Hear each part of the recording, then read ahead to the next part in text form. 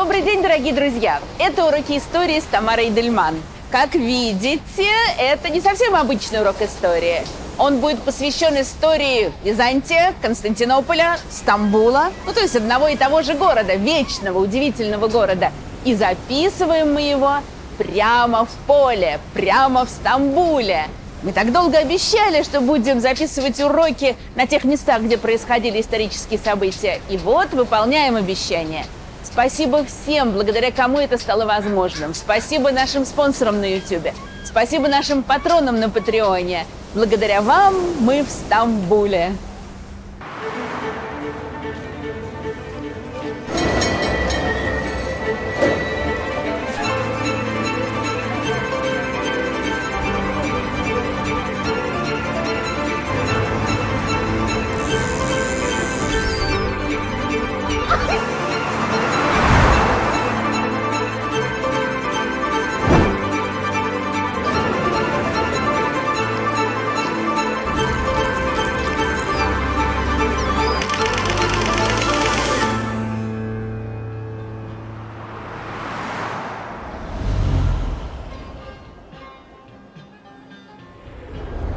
Начнем сначала, с глубокой-глубокой древности. В этих местах, скажем так, где Европа встречается с Азией, жили люди с древнейших времен.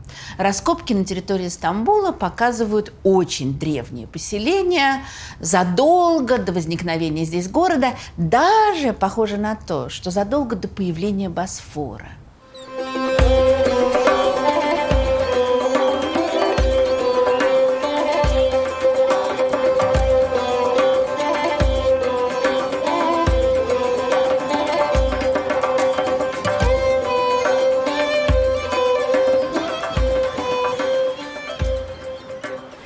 Примерно 5500 лет до нашей эры, то есть уже почти 8000 лет назад, вот в этих местах произошла геологическая катастрофа. Не совсем понятно точно, что было. Очевидно, было страшное землетрясение, после чего перешеек, соединяющий Европу и Азию, развалился. Море прорвалось сквозь него. Так возникли Босфор и Дарданеллы. Похоже на то, что это была действительно геологическая катастрофа. Во всяком случае, есть версия, что огромная масса воды в течение 300 дней, то есть примерно года, прорывалась вот сквозь эту узкую щель из Средиземного моря в Черное. До этого Черное море было, очевидно, пресноводным озером, а стало морем. Есть даже версия, что именно возникновение Босфора стало основой для легенды о всемирном потопе. Это нам трудно проверить. Так возник вот этот сказочный, удивительный Босфор. Босфор, затем Мраморное море, затем Дарданеллы и потом уже Средиземное море. Вот эта вот узенькая полоска, которая всегда была невероятно важна. Всегда за нее боролись. Всегда все хотели контролировать эту землю или даже скорее эту воду. И это место окружено невероятным количеством сказаний, легенд, удивительных мифов. Конечно, самый главный миф, наверное, связанный с Босфором, это то, как здесь шел корабль «Арго», на котором Ясон и его друзья отправлялись из Греции в Колхиду на поиски Золотого руна. Почему Золотое руно оказалось в Колхиде? Потому что брат и сестра, Фрикс и Гелла, которых мучила и хотела убить злая мачеха, на волшебном баране спасались от нее. Когда они пролетали над морем, Гелла посмотрела вниз, испугалась и упала. Поэтому Дарданеллы в древности назывались Геллеспонтом. А баран улетел дальше, и Фрикс принес его в жертву богам далеко в Колхиде. Вот туда и отправлялся Ясон, который должен был пройти через Геллеспонт, через Пропонтиду, через Босфор. Кстати, почему Босфор? Почему Бычий Брод? Разные есть объяснения, но греки считали, что потому что сюда пришла несчастная Ио, возлюбленная Зевса, которую он превратил в корову, чтобы укрыть от Геры, а Гера отправила страшного овода, который вечно ее жалил. И здесь, в заливе Золотой Рог, Ио родила дочь от Зевса. Поэтому пролив остался бычьим бродом Босфором. Вот здесь должны были пройти аргонавты, и, собственно говоря, главная часть всех их приключений происходит именно в этих местах. И это не случайно, потому что это очень трудный путь для мореходов. Всегда был. Британский путешественник Тим Северин решил повторить путешествие Арго. Он построил реконструкцию корабля, и с парой десятков таких же безумцев они на веслах пошли из Греции в Грузию. И прошли. Но сразу оказалось, что это очень и очень непросто. Но для начала, пока они шли по Средиземному морю, все было ничего. Потом надо было зайти в Дарданеллы, в Геллеспонд. И Северин решил срезать. Ясон почему-то, по описаниям древних, делал большой крюк, а не прямо заходил. Ну, а он решил, мы пойдем покороче. Оказалось, что это невероятно трудно, потому что течение с такой силой вырывается из Дарданелл, что они никак не могли туда зайти. Их встречали уже представители Турции, потому что они достигли уже турецкой земли. Их встретили, поприветствовали, а через сутки пришли и видят, что они гребут практически на том же месте. 20 человек. Потому что течение их не пропускает. То есть без попутного ветра пройти здесь было очень сложно. А Босфор даже сегодня – это невероятно сложное для мореплавания место. Здесь очень сложное течение. Казалось бы, тут всего 40 километров. Но здесь, как ни странно, течения идут в разные стороны. Есть течение на поверхности, а есть противотечение в глубине. И очень сложно кораблю лавировать между ними. Ну, не говоря о том, что в самом узком месте Босфора там просто такая затычка возникает, где очень нелегко прорваться. И пока аргонавты шли по Босфору, ну, сначала по Геллеспонту, потом по Босфору, им встречались разные такие не очень приятные товарищи, вроде царя Амика, который управлял народом бебриков и заставлял сражаться, бороться с ним всех путешественников и всех убивал. Ну, естественно, аргонавты победили, пошли дальше. А самая большая опасность ждала их на выходе из Босфора. У выхода из Босфора жил слепой прорицатель Финей, которого мучили гарпии, все время подлетавшие и отнимавшие у него еду.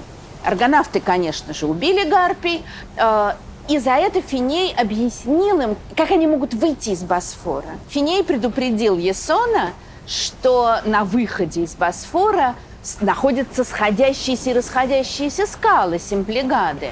И никаким путешественникам еще не удавалось прорваться через них. Ясон решил проверить. Аргонавты пустили голубку, которая пролетела между скалами, прежде чем они сошлись. Они только хвост птицы зажали. Они решили, что это хороший знак, и тоже налегли на весла. И тут как раз эти все страшные течения сыграли свою роль. Скалы стали сходиться и должны были вот-вот раздавить Арго со всем экипажем. Но тогда богиня Афина, которая помогала Ясону, она толкнула изо всех сил Арго, и он проскочил через скалы, но только руль зажала, так же, как хвост голубки. После этого скалы остановились. Сегодня на выходе из Босфора показывают Кинейские скалы, которые якобы как раз те самые, которые когда-то сходились-расходились, теперь они неподвижны. Вот этот сказочный Босфор, через который проходили тысячи кораблей, и за который боролись всегда. Боролись жители Афин, Спарты, Персии, боролись византийцы и крестоносцы, боролись арабы и турки. В XIX веке боролись все великие державы, и беспрерывные шли войны. Последнее, хочется надеяться, что вообще последнее сражение за контроль над проливами страшное происходило в 1915 году, когда английские войска пытались высадиться на полуострове Галиполи в Дарданеллах, а турецкие войска их отбивали. И это было сражение с невероятным количеством жертв. Но хочется надеяться, что больше такого не будет. Но значение Босфора и Дарданелл никуда не делось. Здесь по-прежнему идут танкеры, здесь по-прежнему идут туристические корабли, рыбацкие лодочки. Здесь, кстати, по-прежнему нелегко ходить. В замечательной книге Орхана Памука «Стамбул. Город воспоминаний» Он приводит свое воспоминание о том, как шок у него был в детстве, когда два танкера столкнулись посреди Босфора и загорелись. И не менее удивительная вещь, когда танкер врезался прямо в берег, а берег Босфора во многих местах покрыт старинными особняками, принадлежавшими когда-то османским пашам. Они называются елы. Вот в такую елу однажды прямо врезался нос танкера. И здесь по-прежнему непросто, но очень красиво.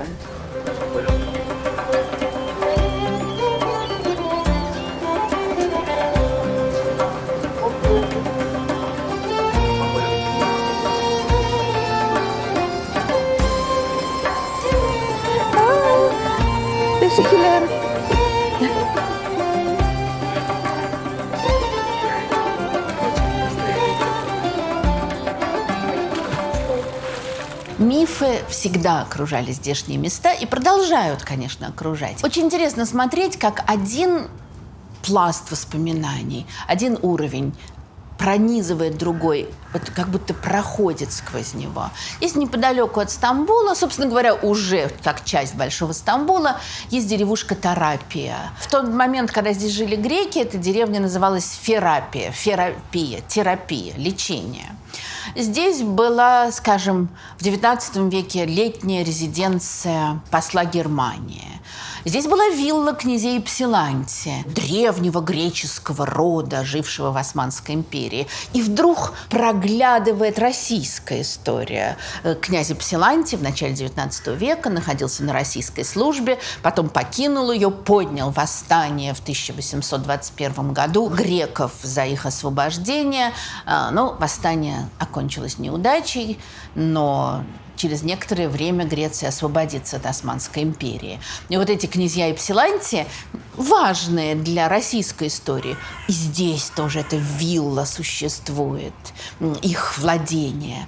А если посмотреть глубже, то оказывается, что когда-то в совсем глубокой древности это место называлось Фармака, тоже проглядывает греческое слово фармацевт, фармакопея, потому что, как предполагалось, что Медея, возлюбленная Ясона, царевна колхидская, которая помогла ему добыть руно, она, как мы знаем, была страшной волшебницей. И что вот здесь она выбросила свои яды, может быть, после того, как отравила свою соперницу, ради которой Язон хотел ее бросить, и вот выбросила свои яды в воды Босфора.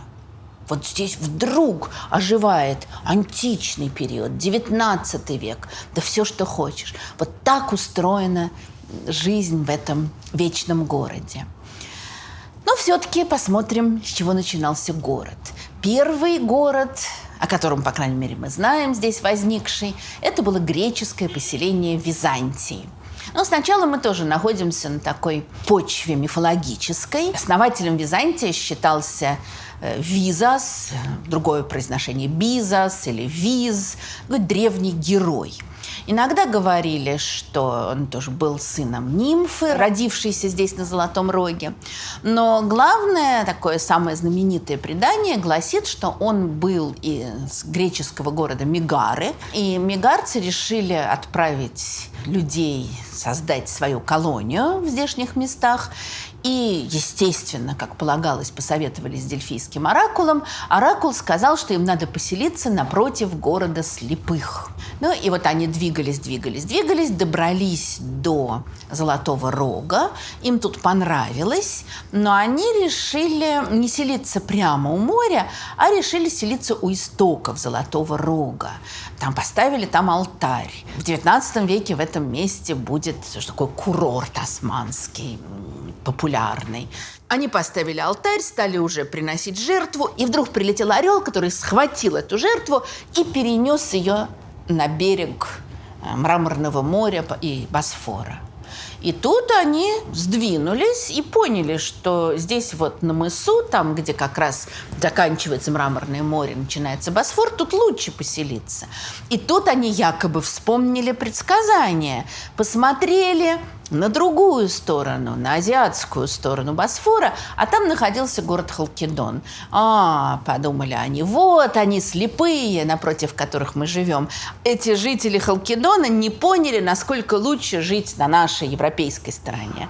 И так был основан Византий. Уже в первые века его существования этот городок, тут, как я сказала, здесь всегда благословение перемешано с проклятием. Несмотря на выгоды положения, на прекрасную торговлю, на то, как город разрастался, еще на то, как он был невероятно богат рыбой. Вспомним Золотой Рог, который якобы вот блестит от рыбы. Тацит в своих аналах отдельно говорит, что Византий возник в местах невероятно обильных рыбой. Все прекрасно, но только, конечно, все зарятся на эти места.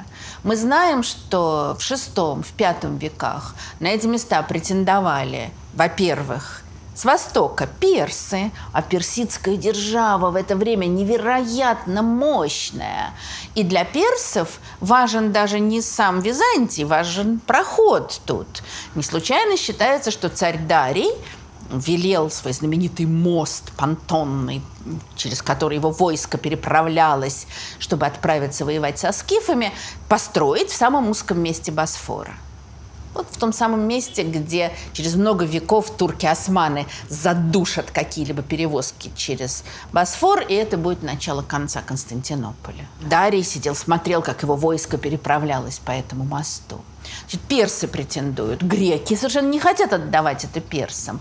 Были времена, когда Византий контролировали спартанцы. Знаменитый спартанский военачальник Павсаний занял Византий в начале V века со своим отрядом. И таким образом Спарта контролировала здесь переходы. Правда, судьба Павсания будет не очень успешной и тоже очень характерна для здешних мест, потому что борьба борьбой, но уж больно тут жизнь красивая. И Павсаний из Спарты пришедший, из строгой Спарты, где ели только чечевичную похлебку, где матери, провожая сыновей на войну, говорили со щитом или на щите, где мальчик держал лисенка под одеждой и не подавал признаков боли, пока лисенок не сожрал ему все внутренности. И тут он оказывается здесь, в этих благословенных местах. Известно, что Павсаний почему-то стал одеваться на персидский манер, вести себя, стал таким тиранчиком тут. Но он вообще высоко себя ценил, когда 31 греческий город пожертвовали деньги на то, чтобы создать знаменитый, удивительный памятник 3 переплетенных змеи, которые они подарили Дельфам, мы еще вспомним про этих змей, то на подставке этой колонны змеиной были написаны названия 31 греческого города. Это были те города, которые разбили персов в битве при Платеях. Считается, что и сами эти змеи были переплавлены из щитов побежденных персидских воинов. А Павсаний взял и приписал еще свое имя. То есть было 31 город, и Павсаний победили. В общем, как-то это спартанцам все не очень понравилось. Ну, имя Павсания всеобщее возмущение вызвало, и его стерли с постамента. А спартанцы довольно быстро его заподозрили в том, что он продался персам, и дальше его вызвали в Спарту. Он укрылся в храме от преследований, думая, что там его спасут. Ну и дальше типично спартанский поворот событий. Его родная мать пришла и первая принесла кирпич и бросила у входа в храм. И все поняли ее мысль, и они замуровали вход в храм, чтобы он никак не мог выйти, никто не мог приносить ему еду. И только уже когда Павсаний был при смерти, они вытащили его из храма, чтобы не осквернять святилище, и убили. Таков был конец этого человека, пытавшегося подчинить себе Византий. И, кстати, есть версия, что, может быть, он первым пытался окружить здесь город стенами. Афины, естественно, тоже не могли упустить своего.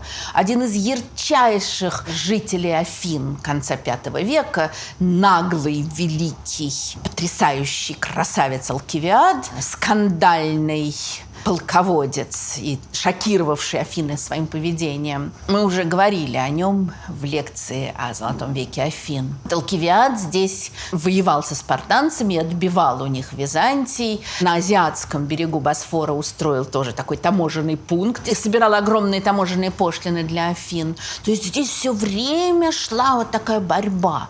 В IV веке Филипп Македонский, отец Александра Македонского, будет осаждать Византий и не сможет его взять. Ну, в частности, потому что Афины помогали жителям Византии.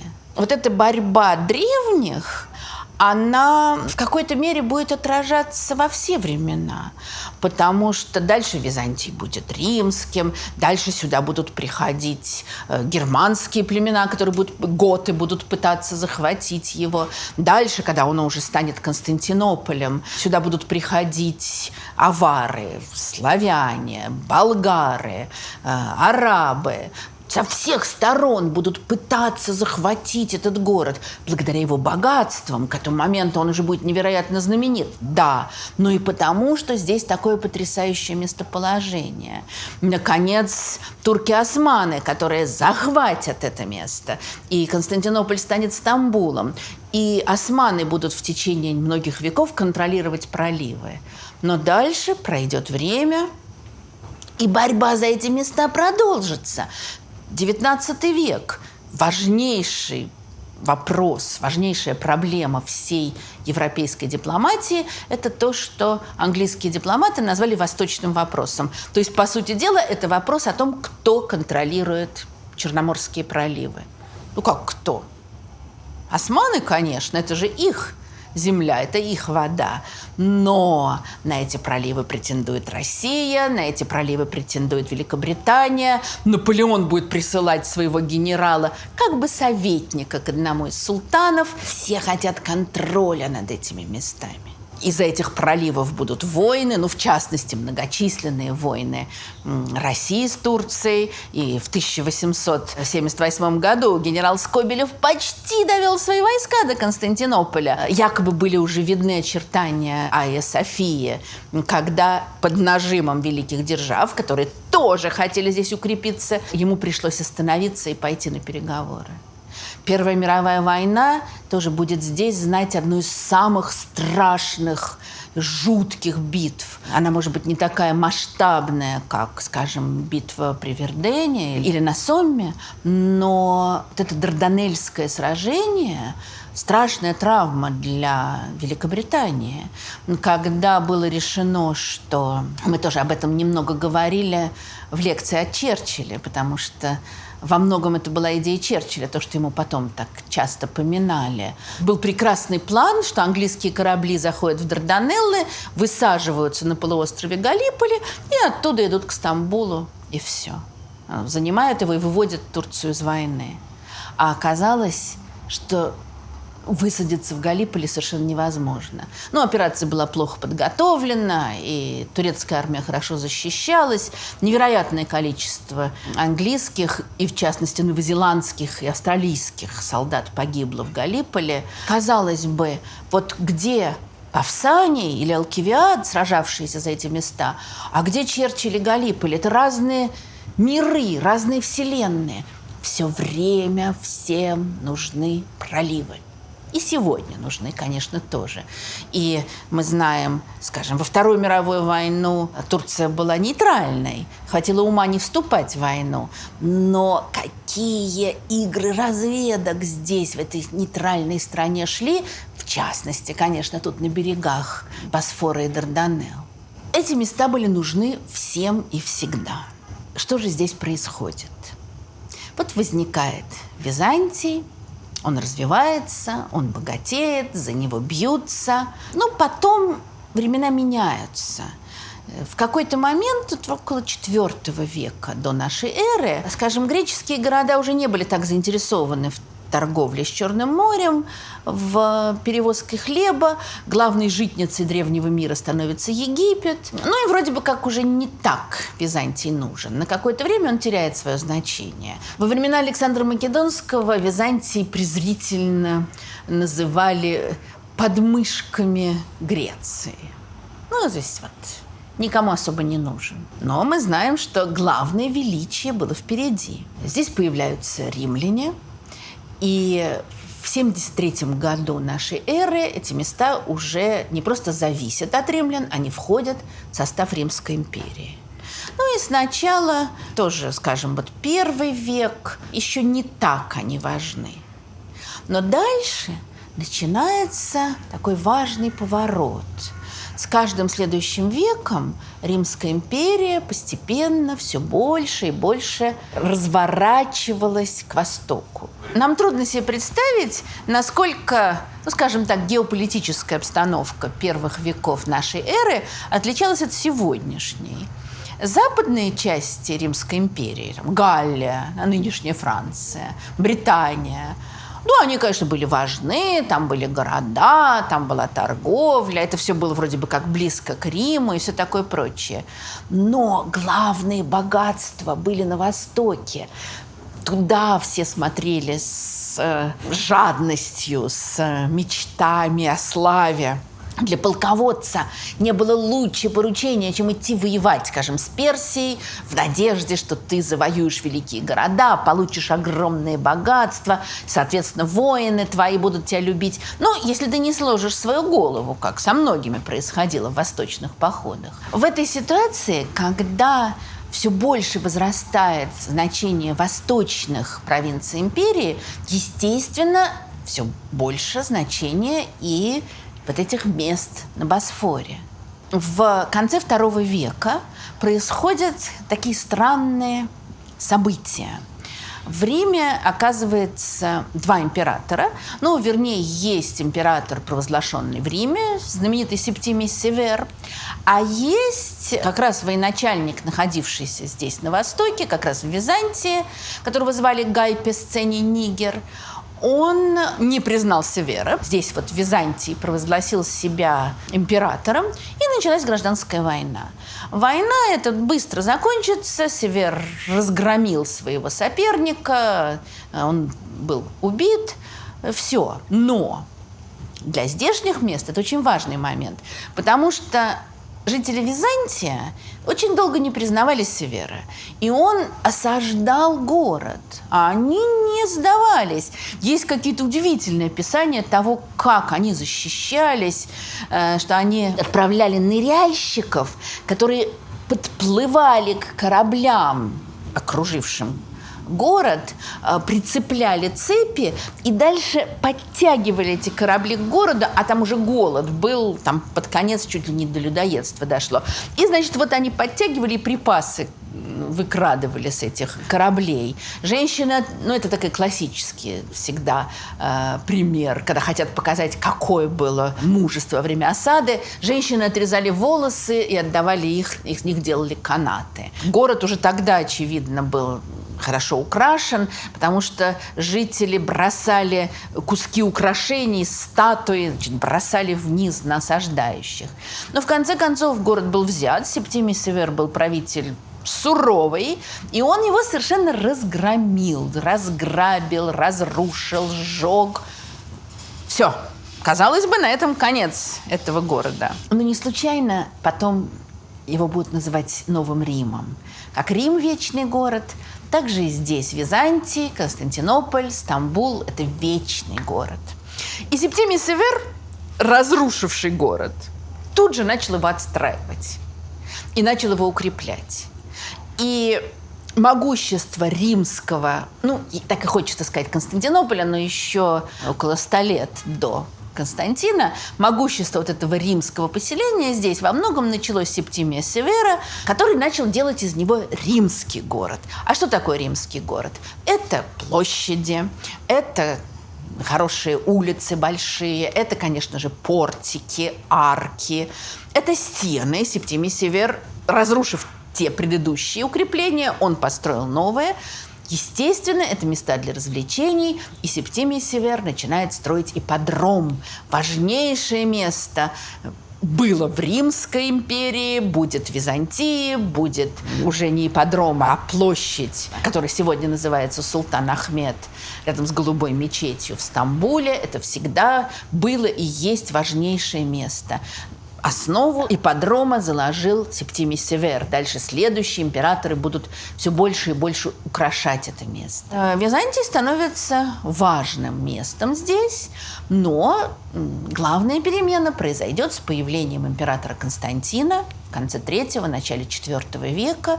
Этот человек, перевернувший не только судьбу здешних мест, а судьбу всего мира, человек, получивший власть в странную, сложную эпоху, когда Римская империя переживала ужасающий кризис. Весь III век – это страшный кризис Римской империи. Это внутренние распри, это бесконечные перевороты, убийства императоров. Почти никто из императоров не умер своей смертью в III веке. Один там от чумы умер.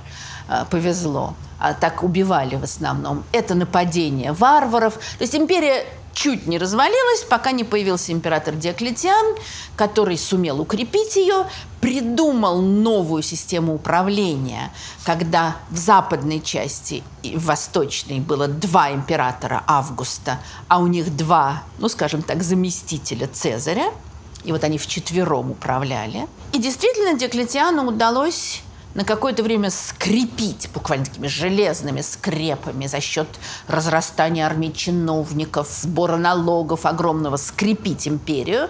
Но после того, как Диоклетиан отрекся от престола, начинается борьба его преемников. И вот во время этой борьбы поднимается Константин. Ну, сейчас не будем рассказывать всю его биографию, очень бурную, интересную. Но интересно то, что он был сыном одного из правителей, который управлял на Западе. И когда его отец умер, Константин находился в британских владениях Римской империи, в городе, который сегодня называется Йорк. И там тоже очень странно видеть рядом со знаменитым средневековым Йоркским собором статую Константина. Почему? Потому что там войска провозгласили его императором. Ну, дальше была долгая дорога от Йорка до Босфора, когда он заключал соглашения со своими соперниками, нарушал эти соглашения, убивал своих соперников и родственников, воевал и в конце концов стал единоличным правителем империи. Но за это время много что изменилось. В частности, Константин разрешил свободное исповедание христианства, и империя очень быстро стала христианской. Ну и главное, он не остался в Италии, ни в Риме, ну, в Риме уже не очень хотелось императором жить, ни в Милане, который был тогда важнейшим городом в Италии, а перенес свою резиденцию на восток. Но и на Востоке тоже он поступил по-новому, потому что к тому моменту главным центром Римской империи на Востоке был город Никомедия.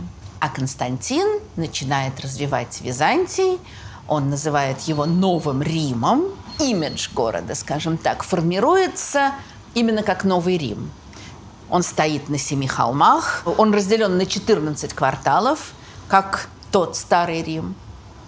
Но, как мы знаем, название Новый Рим не очень прижилось, и город стали называть городом Константина, Константинополем. С этого момента, конечно, невероятная роскошь Константинополя будет возрастать с каждым годом. И то, что начали до Константина, он и его преемники продолжат в невероятных масштабах. Очень смешно, один из христианских биографов Константина, а, естественно, христиане писали о нем с восторгом, Константин признан святым, все как полагается. Вот этот историк Евсевий, он никак не мог, наверное, для себя объяснить, почему Константин, святой, защитник христианства, которому перед битвой крест явился в небесах с надписью «Сим победиши», а почему-то он сюда, в Константинополь, свозил огромное количество языческих статуй. И он дает очень трогательное объяснение. Император свозил сюда языческие статуи, чтобы люди над ними смеялись. Но это, конечно, смешно, потому что в IV веке никто не смеялся над языческими статуями, еще было огромное количество язычников. А дальше, когда уже даже Константинополь, вообще Византия станет совершенно христианской, язычество тут будет жить все время. Но для Константина, конечно, Это было невероятно важно, чтобы украсить город, но можно было украсить и как-то по-другому, именно чтобы показать, что этот город – центр. Поэтому из множества городов Римской империи иногда буквально силой забирали древние памятники и перевозили сюда, в Константинополь. И строили свои, уже тоже ориентируясь на них. Константин провел в городе новые стены, увеличив его территорию. Позже, уже в начале V века, император Феодосий II еще больше увеличит территорию Константинополя. И здесь будут жить сотни тысяч людей. Я не знаю, насколько можно верить всем этим подсчетам, но есть версия, что, скажем, вот в период расцвета, в средние века, здесь было около 800 тысяч. Там, миллион. Представить себе это, конечно, очень странно.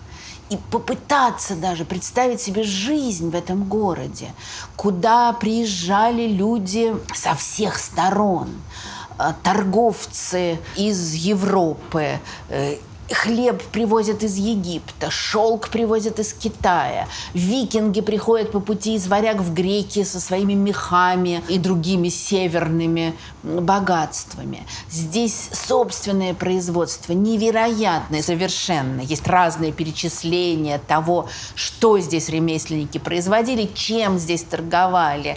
Кожами, ювелирными произведениями, оружием, винами, все теми же шелками. Позже, считается, что примерно в эпоху императора Юстиниана, то есть где-то в VI веке, тоже такой золотой век, 2 монаха христианских выкрали из Китая шелкопрядов, и главное, что саму технику производства шелка узнали. Похоже, что это сказка, и что знали и до этого. Но, во всяком случае, здесь расцветает собственное шелковое производство, а шелк – это одна из важнейших валют в течение многих веков по всему миру. И, конечно, фантастическое строительство. Мы знаем, что на Руси Константинополь называли Царьградом, потому что здесь жил император, царь. Но вот мне всегда кажется, что в это слово «Царьград» вкладывался, конечно, еще и другой смысл. Потому что, конечно, это был царственный город. Это был город ни на что другое не похожий. Многоголосый, с удивительным смешением разных языков, разных религий. Несмотря на то, что Константин в начале IV века разрешил христианство, а в конце IV века уже другие верования были запрещены. Здесь шли невероятные совершенно религиозные бои между сторонниками разных направлений христианства и потом между иконоборцами и иконопочитателями, потому что в течение нескольких веков императоры говорили, что грех поклоняться иконам, и разрушали все изображения святых, заодно прибирая богатство церкви. Но, конечно же, сюда приезжали с Востока арабские купцы и персидские купцы, и кого здесь только не было. Здесь говорили на разных языках, здесь занимались совершенно разными профессиями. Здесь была, конечно, фантастическая индустрия развлечений, как и полагается.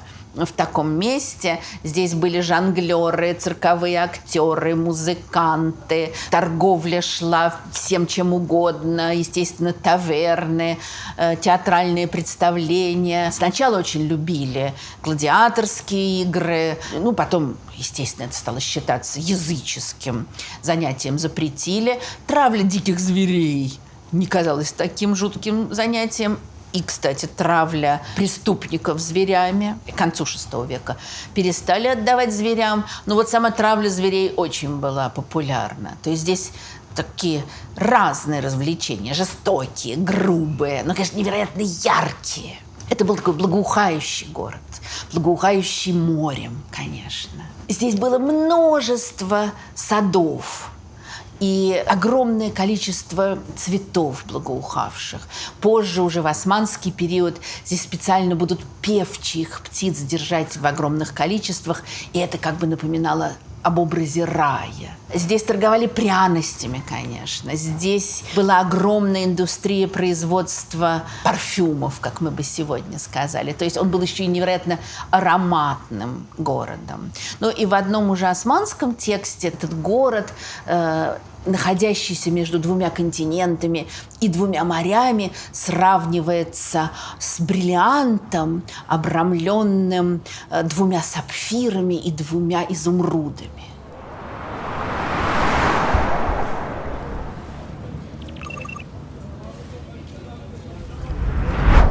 Мы находимся в удивительном месте, невероятном. Вот я флюиды исторические ощущаю всем телом, которое здесь все излучает. Это место в течение уже почти 2000 лет было одним из главных центров великого города. Здесь собирались люди, когда еще не было Айя Софии, которая у меня за спиной. Уж, естественно, не было этого фонтана, подаренного кайзером Вильгельмом в начале 20 века Турции. В это время как раз Германия улучшала свои отношения с Османской империей, союзничала. Но в 203 году, когда император Септимий Север начал перестраивать город, он устроил здесь ипподром для любимых римских развлечений. Примерно на этом месте, где стоит сейчас фонтан, и где это дерево чудесное растет, в византийские времена было 12 арок. Через 8 из этих арок входили зрители, а остальные 4 были предназначены для колесниц. В каждом заезде участвовало 4 колесницы, запряженные 4 лошадей. И здесь, кстати, стояла бронзовая 4 лошадей. Она уцелела, в отличие от большинства статуй, потому что в 1204 году, когда крестоносцы разграбили Константинополь, они украли эту 4, и теперь ее можно видеть в соборе Святого Марка в Венеции. Но это уже совсем другая история. Здесь, тут, где сейчас по сторонам все эти здания, голубая мечеть и много всего другого, здесь были дорожки. Ну, дорожка, да, трек, которая так вот по кругу шла по ипподрому. Длина ипподрома была около 400 метров. И то здание, которое мы сейчас видим в конце площади Султан Ахмед, это не конец ипподрома. Мчались 4 колесницы вдоль трибун. Дальше они поворачивали. Причем считается, что там, где был поворот, дорожка сужалась, чтобы это было более опасно, более кроваво. Потому что римляне любили кровавые развлечения. Где-то примерно на том месте, где сейчас стоит голубая мечеть, находилась императорская трибуна. Понятно, что у императора была отдельная трибуна, что он возвышался над всеми. Если возница падал со своей колесницы перед императорской трибуной, он не мог вернуться. Нельзя было останавливаться перед ней. Но при этом это место было одним из немногих мест, где император, во-первых, он являлся народу, и, во-вторых, он в какой-то мере вступал в контакт с народом. Естественно, нельзя было просто подойти к императору и там что-то ему сказать. Но ему кричали, его могли просить о чем-то. Император обращался к народу. Опять же, естественно, его не слышно было. Считается, что тут в среднем около 30 тысяч человек было на трибунах. А может быть даже как бы на пике 100 тысяч. Но император, когда он что-то хотел сказать, то специальный глашатай в такую огромную, не знаю, трубу, в такой раструб говорил, и эти слова здесь везде разносились. И вот жизнь ипподрома – это не просто были развлечения. Но скачки по христианским праздникам не разрешались после того, как Константинополь стал христианским. Но было 66 дней в году, когда здесь проходили скачки. Но вообще это был центр далеко не только спортивной жизни. Здесь были объединения болельщиков, так называемые Димы. Сначала их было 4. Синие, зеленые, красные, белые. Потом красные и белые как-то рассосались, остались синие и зеленые. 2 объединения. И это были далеко не просто те, кто за кого-то там болели. У них была собственность, недвижимость, у них были свои церкви, они собирали деньги, у них были совместные пиры. Естественно, у них было противостояние с другими болельщиками, и драки, до убийств доходило. Ну, в общем, все, конечно, похоже на такие современные футбольные страсти. Принадлежность к одной из этих дим – это было, ну, как такое принадлежит, не знаю, как членство в союзе неком, вот что-то в этом роде. И они жизнь определяли. А те, кто здесь побеждали на скачках, становились кумирами. Вот был возница Порфирий, какой-то невероятно удачливый. Ему было поставлено несколько статуй. Постаменты от этих статуй в археологическом музее хранятся. На него почти что молились. Причем Порфирий это было интересное такое исключение, потому что он несколько раз переходил от одной фракции к другой. Он то выступал за синих, то за зеленых. Я всегда, когда рассказываю своим ученикам, говорю, вот представьте себе, что человек сначала играет за «Спартак», потом за ЦСКА. Как к нему будут относиться?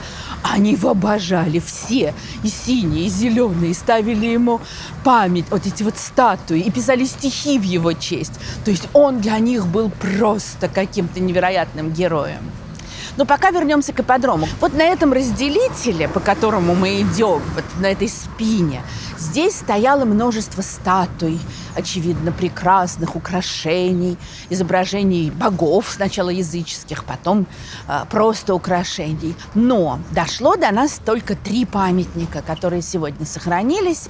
И это, конечно, удивительные памятники. Когда император Константин начал украшать свой великий город, он, конечно, хотел показать, что это Новый Рим. То есть, что такое Рим? Это город с большой буквы. То есть это самый главный город мира. И все остальные, пусть самые древние, все остальные земли, государства, все ему подчинены. Ну и, конечно, надо было показать, что он владеет Египтом тоже. Египет уже тогда считался древнейшей, удивительной, загадочной цивилизацией.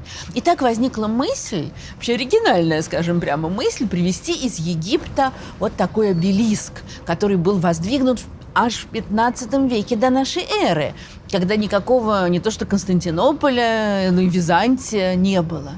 И это, естественно, была очень сложная операция. Даже сегодня это было бы нелегко. В 19 веке везли в Лондон обелиск, который сейчас стоит на набережной, там игла Клеопатры. И то там делали корабль с железным дном. И было много-много проблем. Этот обелиск в IV веке по приказанию Константина дотащили до Александрии. Кусочек отломился. Ну и дальше было не до того. Очевидно, деньги кончились, я предполагаю. Обелиск остался в Александрии и лежал там и после смерти Константина. Интересно, что люди стали молиться ему, стали поклоняться, хотя вроде бы уже христианский мир, но его терли, на нем спали, считая, что будут какие-то пророческие сны и так далее и тому подобное. И так он пролежал около века. Император Феодосий приказал его дотащить все-таки и установить. Но сегодня поэтому его часто называют обелиском Феодосия, хотя на самом деле, конечно, это не совсем так. Но сегодня здесь мы видим разные удивительные вещи. Во-первых, если посмотреть вниз, то становится понятна глубина культурного слоя. Вот когда его ставили, то дно ипподрома было вон там, вот столько выросло за прошедшие 2000 лет, что само по себе уже невероятно. А с другой стороны, его поставили вот на такую подставку замечательную, на постамент, который изображает то, что происходило на ипподроме. Вот в частности здесь, жалко, конечно, что тут леса, но все равно можно рассмотреть. Вот здесь как раз показана императорская ложа. Ясно, что тут придворные. Тут такой уже средневековый подход, но знакомый нам, например, по детским рисункам. Кто более важный, тот крупнее. Мы все так в детстве рисовали. Ясно, что в правительственной ложе люди побольше, а тут люди попроще. Но что происходит? Император, самый большой, держит в руке венок. Он будет увенчивать победителя в гонке колесниц. Это будет очень важный человек и очень важная награда.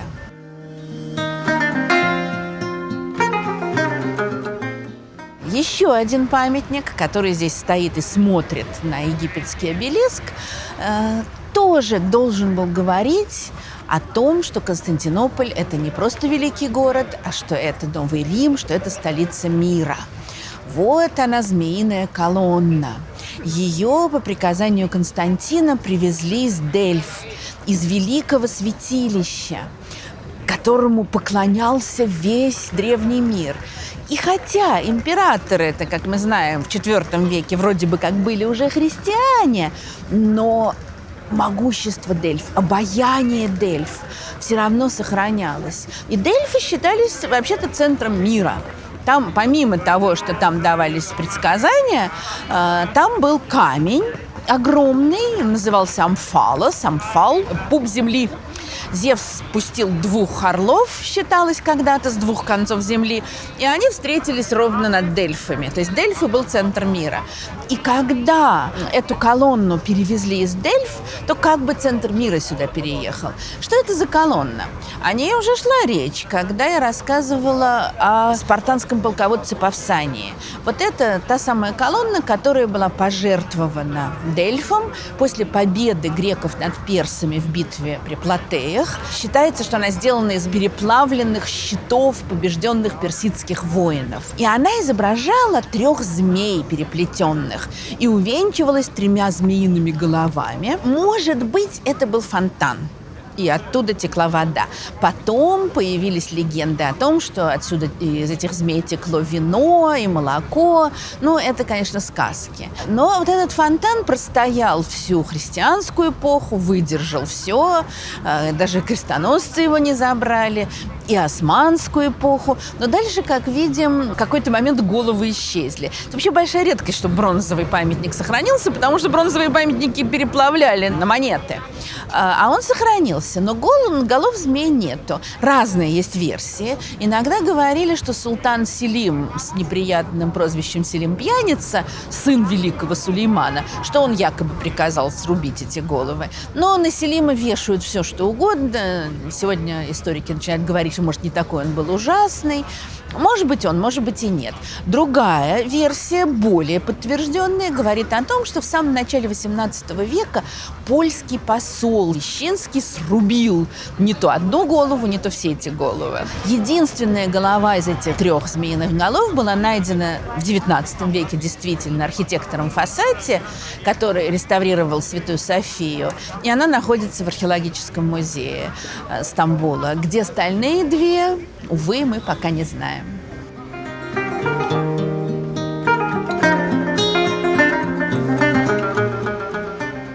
Вот этот обелиск кажется самым старым здесь на ипподроме, а на самом деле он самый молодой. Пока египетский обелиск еще не довезли до Александрии, а Константин ждал, Константин Великий, то он решил временно поставить новый обелиск. Но нет ничего более постоянного, чем временное. Вот его воздвигли, причем он выше того египетского, потому что у египетского кусочек отломился по дороге. Потом, уже в X веке, другой Константин, Константин Багряно-Родный, велел покрыть этот обелиск бронзовыми плитами. Но крестоносцы плиты оприходовали, а обелиск с тех пор так и стоит. Вот совсем рядом с тем местом, где мы снимаем, находится отель Four Seasons. А он стоит на том месте, где был один из главных залов дворца византийских императоров. Собственно говоря, и тот ресторан, в котором мы снимаем, тоже находится на месте дворца. Дворец занимал огромное пространство на берегу моря. И здесь вот практически тут, где я рассказываю, был огромный зал, покрытый мозаиками, куда приводили послов увидеть, лицезреть императора. Какое-то время здесь находилась знаменитая Магнаврская школа, некоторые называют ее даже Константинопольским университетом. И тут преподавали потрясающие ученые, тут работал великий Лев-математик. Считается, что это он создал те механизмы, которые так поражали приходивших сюда послов. Может быть, они находились вот прямо здесь где-то, где я сейчас сижу и рассказываю, все эти золотые львы, которые вдруг при приближении послов начинали рычать и бить хвостами, золотые птицы, которые порхали на золотых кустах и распевали песни. А когда послов приводили в зал, находившийся вот тут где-то рядом, и они должны были пасть ниц перед императором, сидевшим на троне, а потом поднимали голову и видели, что император на троне вознесся куда-то высоко наверх над ними. Вот эти чудеса творились здесь. И от них давно не осталось ни следа, ну или мало следов. Но все равно они здесь ощущаются, в этом удивительном, потрясающем, прекрасном городе.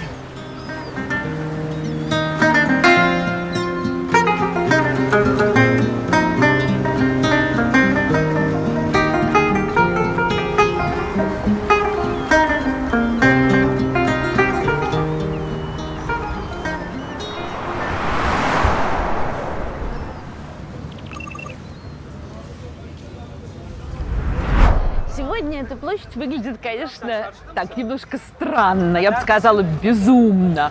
Здесь продаются сладости, конечно же, ароматы, масла. Здесь меняют все на свете деньги. Вот мы видели надпись, что биткоины принимают. Здесь продают обувь понятного качества, одежду. Это начало Гран-базара, такого знаменитого места в Стамбуле. Но одновременно это когда-то был Римский форум.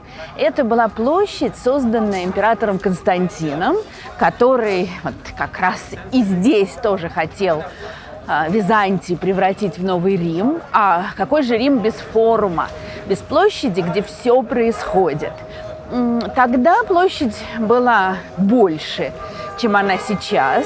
И здесь было огромное количество всего. Здесь были государственные здания, здесь была церковь, здесь были общественные уборные. Считается, что в них позорным образом скончался Арий, основатель арианской ереси. Много чего здесь было. Конечно, от всего форума осталась вот эта удивительная колонна, воздвигнутая императором Константином. Сегодня она выглядит немножко странно. Действительно, так напоминает фабричную трубу. Но эта труба, во-первых, сделана из порфирита, наверное, так правильно сказать, из драгоценного камня. Константин хотел, чтобы вся колонна была из одного блока, и отправил людей в Египет, к Порфировой горе, вырубать блок. Но такого, конечно, гигантского блока там не нашлось. Она состоит из 7 здоровенных кусков. И вот сейчас видно, что куски эти соединены обручами, потому что довольно быстро, конечно, она стала неустойчивой, их стали соединять. Нынешнее название колонны Чемберлитаж и площади, это означает опоясанная колонна, потому что она была стянута, уже много веков стянута этими обручами. Наверху когда-то стояла статуя императора Константина, при этом в виде ни много ни мало как бога Аполлона. Несмотря на то, что Константин разрешил исповедование христианства и перед смертью сам крестился и всячески поддерживал христианскую религию, но любил изображать себя в виде бога солнца. Голова его была украшена 7 лучами, но при этом считается, что в этих лучах были кусочки тех самых гвоздей, которыми распяли Христа. В начале XII века страшный вихрь сбил эту статую, она упала и убила 10 человек. Можно себе представить ее размеры. Ну и, конечно, это место окружено разнообразными удивительными сказками, как и многое в этом сказочном городе.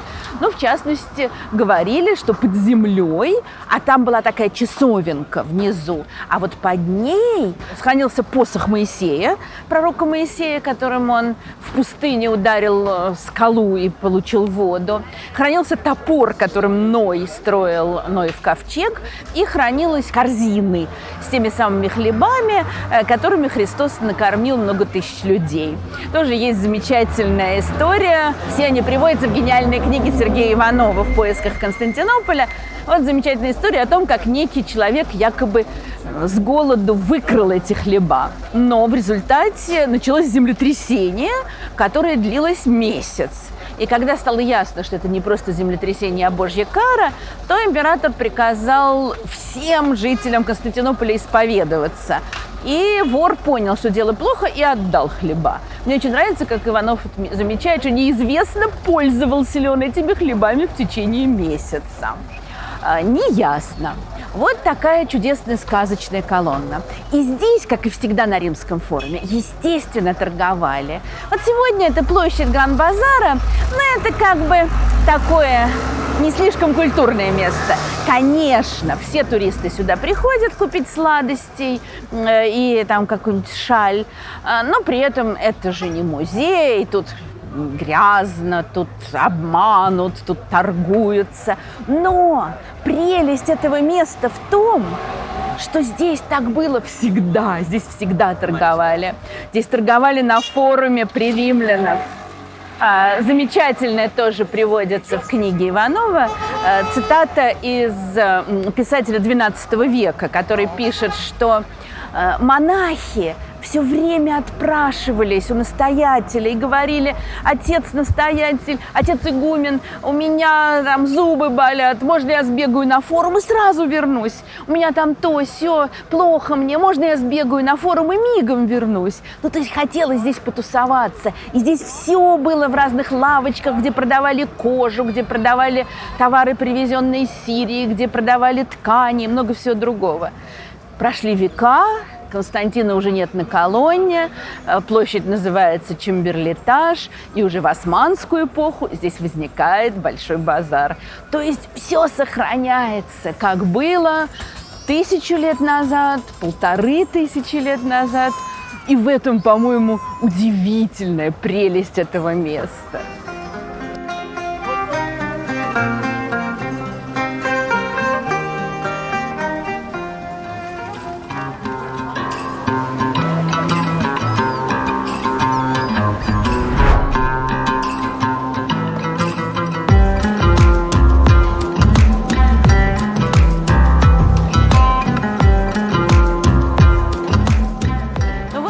Базар с его ужасными золотыми украшениями, с его кожей, мехами, сумками.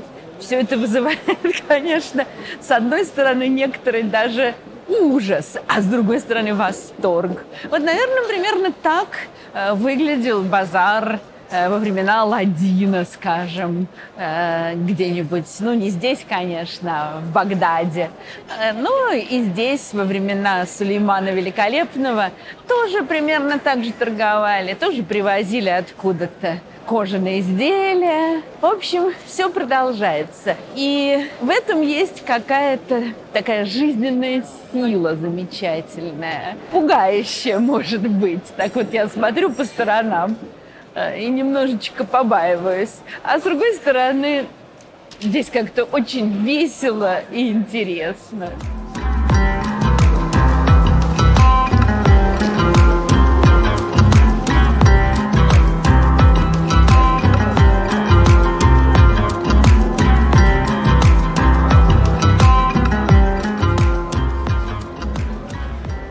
Вы, наверное, уже поняли, что Стамбул – один из самых любимых моих городов. Ну и, конечно, с одной стороны, я люблю его как турист. Мне нравится сюда приезжать, гулять по улочкам, по площадям, кататься по Босфору, есть кебабы, ну и так далее, и так далее. А с другой стороны, я здесь испытываю невероятный, фантастический кайф историка. Именно потому, что здесь история везде, здесь дышишь историей, здесь чувствуешь ее. И все время видишь, как одна эпоха мерцает сквозь другую. Вот я говорю эти слова на фоне одного из величайших памятников архитектуры всех времен и народов, на фоне Святой Софии. Вот эта потрясающая церковь, окруженная легендами, мифами, политической борьбой, чем угодно. Собор, построенный на месте другого, более древнего храма, который был сожжен в VI веке во время восстания, а тот стоял на месте другого храма, который был еще более древним. София, которая много веков была важнейшим местом христианской религии, которая затем превратилась в мечеть и много веков оставалась мечетью, тоже не менее важной. И точно так же, как византийские императоры торжественно приходили во время церковных праздников молиться в Святой Софии, так потом, в мусульманскую эпоху, в течение многих веков сюда на пятничную молитву приходили султаны из своих дворцов. А прошли еще века, и великий Ататюрк сделал Софию музеем. Прошло еще время, и теперь она снова мечеть.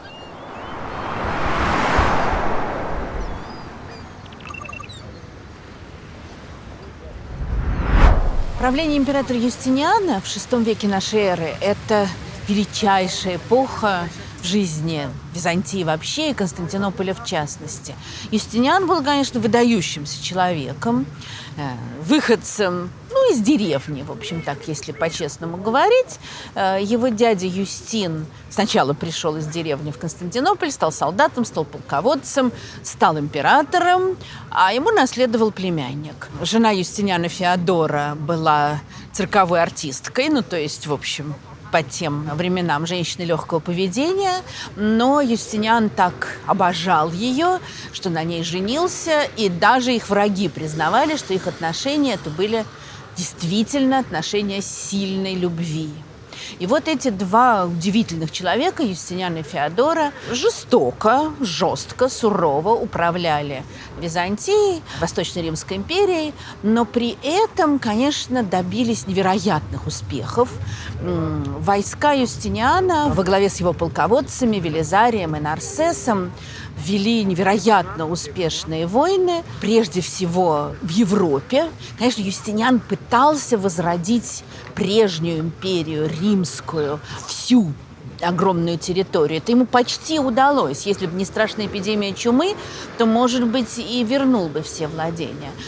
Юстиниан приказал юристу Трибониану обработать все римские законы. Было отправлено огромное количество молодых юристов, которые собирали все законы. И дальше комиссия Трибониана удивительным образом за 3 года все это обработала. Есть ученые, которые считают, что, наверное, они до этого начали. Не могли такую гигантскую работу сделать за 3 года. Правление Юстиниана было прославлено невероятными постройками, среди которых Святая София – это, конечно, самое главное. В 532 году на ипподроме разразилось знаменитое восстание Ника. То, что восставшие кричали «Ника, Ника, побеждай, победа, победа». Они выступали против злоупотреблений чиновников, против религиозных преследований. Очень редкий случай, он показывает, как сильно их достали, что фракции болельщиков, синие и зеленые, которые всегда враждовали, они в этом восстании объединились. Они вместе просили императора унять чиновников, отменить непопулярные налоги и так далее. Когда ничего этого не получилось, они разнесли полгорода. Там еще был такой момент, что Юстиниан сначала приказал арестовать зачинщиков, и их повесили. И одного действительно повесили, а 2 сорвались. Причем один из них был из фракции зеленых, другой из фракции синих, враждовавших. И толпа стала требовать милосердия, раз они упали с виселицы. А их хотели повесить еще, и тогда их отбили. И монахи их спасли и дали им убежище. И вот после этого ввели войска, и дальше началось восстание, и вообще полгорода разнесли, сожгли. Историк Прокопий Кесарийский рассказывает нам, как происходило совещание, как мы сегодня сказали, во дворце. И Юстиниан был настолько испуган, что был готов бежать. В гавани уже стояли корабли. И только императрица Феодора, не страдавшая слабостью характера, прямо скажем, произнесла пылкую речь, сказав, что, конечно, мы можем уехать на чужбину, у нас достаточно богатств, чтобы там нормально жить, но я считаю, сказала она, что императорское одеяние – это лучший саван. То есть пусть лучше мы умрем, но правителями. На том месте, где сейчас возвышается Святая София, уже стояла церковь. Сегодня у входа в Святую Софию виден глубокий котлован, скажем так. Это следы той прежней церкви, которая была сожжена и разрушена повстанцами во время восстания Ника. Ужасающе было подавлено восстание, и Велисарий ввел войска на ипподром. Несколько десятков тысяч было перерезано. Легенда гласит, что кости этих погибших так и лежат под ипподромом. И вот после этого, очевидно, Юстиниан хотел загладить пролитую кровь.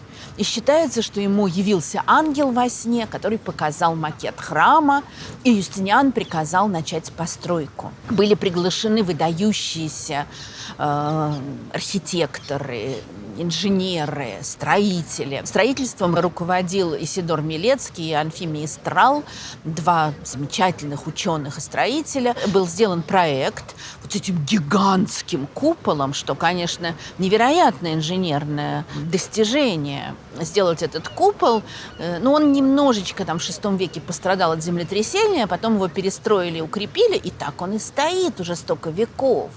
Они придумали вот эти полукупола, которые немножечко облегчают давление.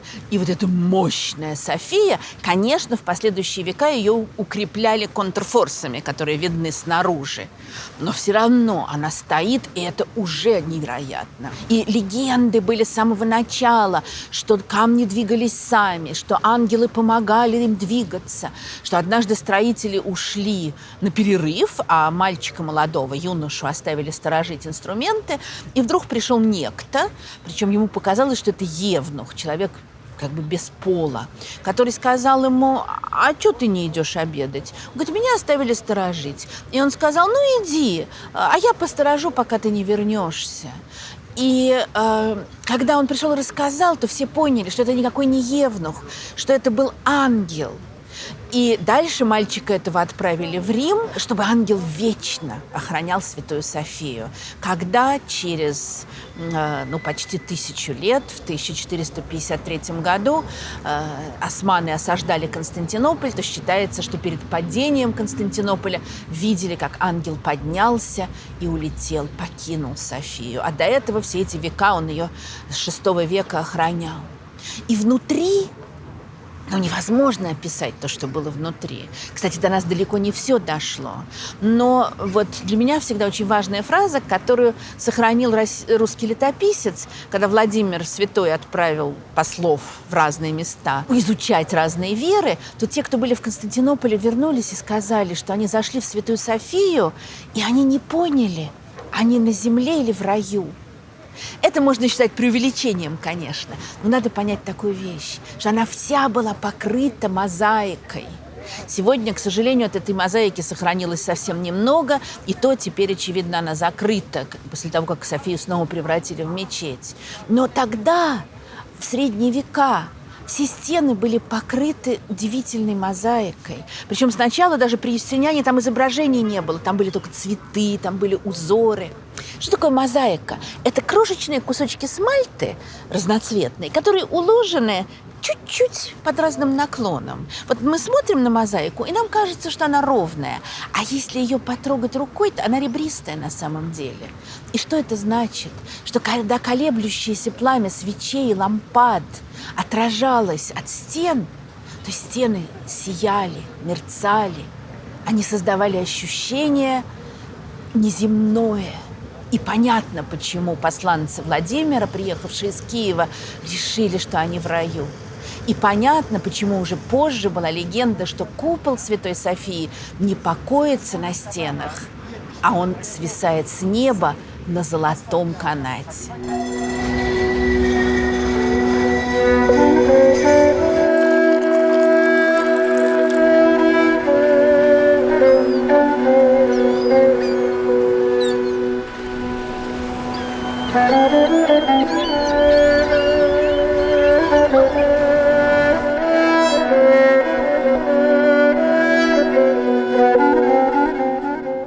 Для меня лично, как, наверное, и для многих других, большой удар, что мозаики Софии закрыты. Для меня еще больший удар то, что закрыты потрясающие мозаики и фрески церкви монастыря Хоры. Не будем о грустном. История развивается, все меняется. В этом городе всегда все меняется. После блеска VI века при Юстиниане у Константинополя будут взлеты, будут падения. Он будет сохранять свой невероятный блеск, роскошь, величие, богатство. Но при этом ему все время будут наноситься удары. Иногда изнутри, когда императоры, иконоборцы крушили древние иконы, мозаики, лишали церковь богатства. Иногда извне. Юстиниан чуть не восстановил все владения империи. Вернул Византии Северную Африку, Италию, многое другое. дальше не вышло. В последующие века Византия постепенно теряет свои владения. Арабы занимают большие территории Византийской империи. Дальше появляются турки-сельджуки. Византийские императоры неосторожно просят помощи у Запада. Начинается эпоха крестовых походов. Что это значит для Константинополя? В первом крестовом походе крестоносцы переправляются через Босфор, они оказываются в Константинополе. Восток и Запад смотрят друг другу в глаза и друг другу совсем не нравятся. Крестоносцы, конечно, поражены здешними богатствами совершенно, а жители Константинополя поражены грубостью и невежеством крестоносцев. Все, что завоевывают крестоносцы, они не отдают византийским императорам, оставляют себе. Страшный удар происходит в 1204 году, когда во время 4-го крестового похода происходит невероятная вещь. Крестоносцы, которые в очередной раз отправляются освобождать Иерусалим, но по дороге вмешиваются в политическую борьбу в Константинополе. Они решают помочь сыну свергнутого императора Исаака Ангела, вроде бы как возвращают его на престол, но только они не могут его ввести в Константинополь. Константинополь их не пускает. Они его провозглашают императором, и этого Алексея Ангела, и он сидит во Влахернском дворце, на окраине Константинополя, а город занять он не может. В конце концов, к большому удивлению жителей Константинополя, крестоносцы, христианское войско, которое вообще-то шло служить делу христианства, начинает осаждать христианский же, восточно-христианский город Константинополь и подвергает его жуткому грабежу. Вроде бы как для того, чтобы получить те деньги, которые были им обещаны за помощь претендентам на престол. Страшно разграблен Константинополь в 1204 году. На полвека здесь устанавливается так называемая Латинская империя, когда правят крестоносцы. Но в 1261 году византийцы смогут отбить обратно свой город, и империя возрождается. Но уже, конечно, ситуация тяжелая. В XIV веке у византийских императоров практически только Константинополь и небольшие территории вокруг, на Балканах и в Малой Азии. Остальное у них отняли турки. Другое дело, что вот этот период поздней Византии, правления палеологов, это невероятный взлет искусства. Потрясающие церкви строятся, мозаики, фрески, удивительный подъем религиозной философии. Мы можем у нас судить об откликах вот этого фантастического византийского подъема по фрескам Феофана Грека, приехавшего на Русь из Византии, в какой-то мере по произведениям Андрея Рублева, который, конечно, был совершенно самостоятельным художественным явлением, но, очевидно, во многом вдохновлялся религиозной философией, процветавшей в Византии, удивительной.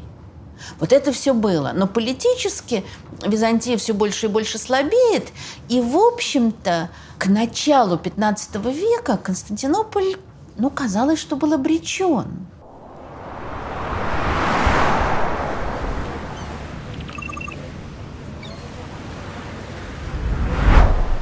Крепость Румели-Хисар была построена султаном Мехметом II, Мехметом Завоевателем, Фатихом, когда он начал осаду Константинополя.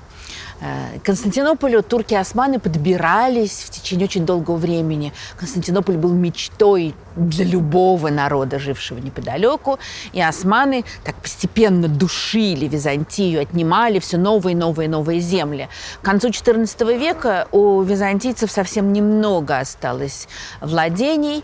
И еще султан Баязид, знаменитый Баязид молниеносный, на другом берегу Босфора, на азиатском берегу, построил крепость Анадолу-Хисар, чтобы перекрыть дорогу через Босфор, чтобы жители Константинополя перестали получать поддержку с побережья Черного моря. Но Баязид был разгромлен Тамерланом, другим завоевателем, пришедшим из глубин Азии. И, соответственно, Константинополь получил еще 50 лет отдыха. В 1402 году Баязид был разбит Тамерланом в битве при Амкаре. И вот через 50 лет, в 1452 году, Мехмед II начал надвигаться на Константинополь. И он действовал точно так же, как Баязид. Он тоже здесь вот, а это самое узкое место Босфора, здесь проще всего его перекрыть. На другом берегу приказал своим людям начать строить эту мощнейшую крепость. Легенда гласит, что 3 башни, которые есть в этой крепости, строили 3 визиря, и каждый хотел отличиться, естественно, перед султаном, каждый торопил своих людей, поэтому она была воздвигнута очень быстро, всего за несколько месяцев. И после этого проход через Босфор был блокирован. Одна итальянская галера попыталась проскочить. У османов были прекрасные пушки. Ее обстреляли. Весь экипаж был казнен. Все, Константинополь был в блокаде. А дальше Мехмед придвигался все ближе и ближе к Константинополю. И в мае 1453 года великий город пал. В течение многих веков 11 мая, которое считалось днем основания Константинополя, Константином, отмечалось в городе невероятными процессиями, празднествами, службами церковными. Потом будут отмечать 29 мая, взятие Константинополя и как бы превращение его в Стамбул. Но вот с этим превращением тоже очень все интересно. Город был действительно разрушен, страшно разграблен. Большая часть населения погибла или была обращена в рабство. Кому-то удалось бежать. Но потом со временем кто-то вернулся. Город совершенно переменился. Только в XVIII веке было сказано, что название Константинополя не нравится султану, и стали называть город Стамбул. Хотя само слово «Стамбул» означает искореженную греческую фразу «в полис», то есть в город с большой буквы. То есть Стамбул – это тоже в какой-то мере, вот город с большой буквы – это все равно Константинополь. И к чему это отступление? Город совершенно изменился после 1453 года. Но, с другой стороны, он сохранил прежнюю основу, прежние традиции. И это будет видно очень во многом. Среди страшного разорения, крови, разрушений Мехмед II входит в Святую Софию. Внутри Святой Софии показывают отпечаток якобы на камне ладони Мехмеда и его сабли, что вот он въехал на коне, поскользнулся на крови, оперся ладонью о стену, и остался этот след. Понятно, что это сказка, я уже не говорю о том, на какой высоте этот след, какого размера должен был быть конь. Но Мехмед не въехал на коне в святое место. Он спешился, посыпал голову землей в знак своего ничтожества перед глазами Аллаха и вошел пешком. После чего в первую пятницу после завоевания в Софии была проведена первая мусульманская служба, и она превратилась в мечеть. Большая часть церквей в Константинополе была разрушена, или же они были превращены в мечети, и вроде бы вот этот вот старый мир ушел. Хотя Мехмед через некоторое время назначил патриарха, патриарх погиб во время осады, очевидно, исчез. Мехмед назначил нового и подтвердил, что христиане имеют право молиться и жить в Константинополе, в Стамбуле. Но, конечно, город стал в основном мусульманским. Все величайшие мечети, которые будут построены в последующие века в Стамбуле, будут, конечно, соревноваться со Святой Софией и что-то перенимать у нее. Это видно в постройках великого архитектора Синана и не только. София постоянно присутствует здесь. И это очень существенная вещь. Как здесь присутствует древность. Она никуда не ушла. Никуда не ушел ипподром. Не ушли акведуки, построенные жителями Византии. Огромные цистерны, в которых хранилась вода, поившая этот многотысячный город. Ландшафт изменился, но сохранил корни. И это, мне кажется, очень важно. Точно так же, как город, естественно, перенес разрушение, изменился, стал мусульманским, он по-прежнему оставался космополитичным, он по-прежнему оставался совершенно международным. Здесь была греческая община, армянская община, еврейская община и еще множество других.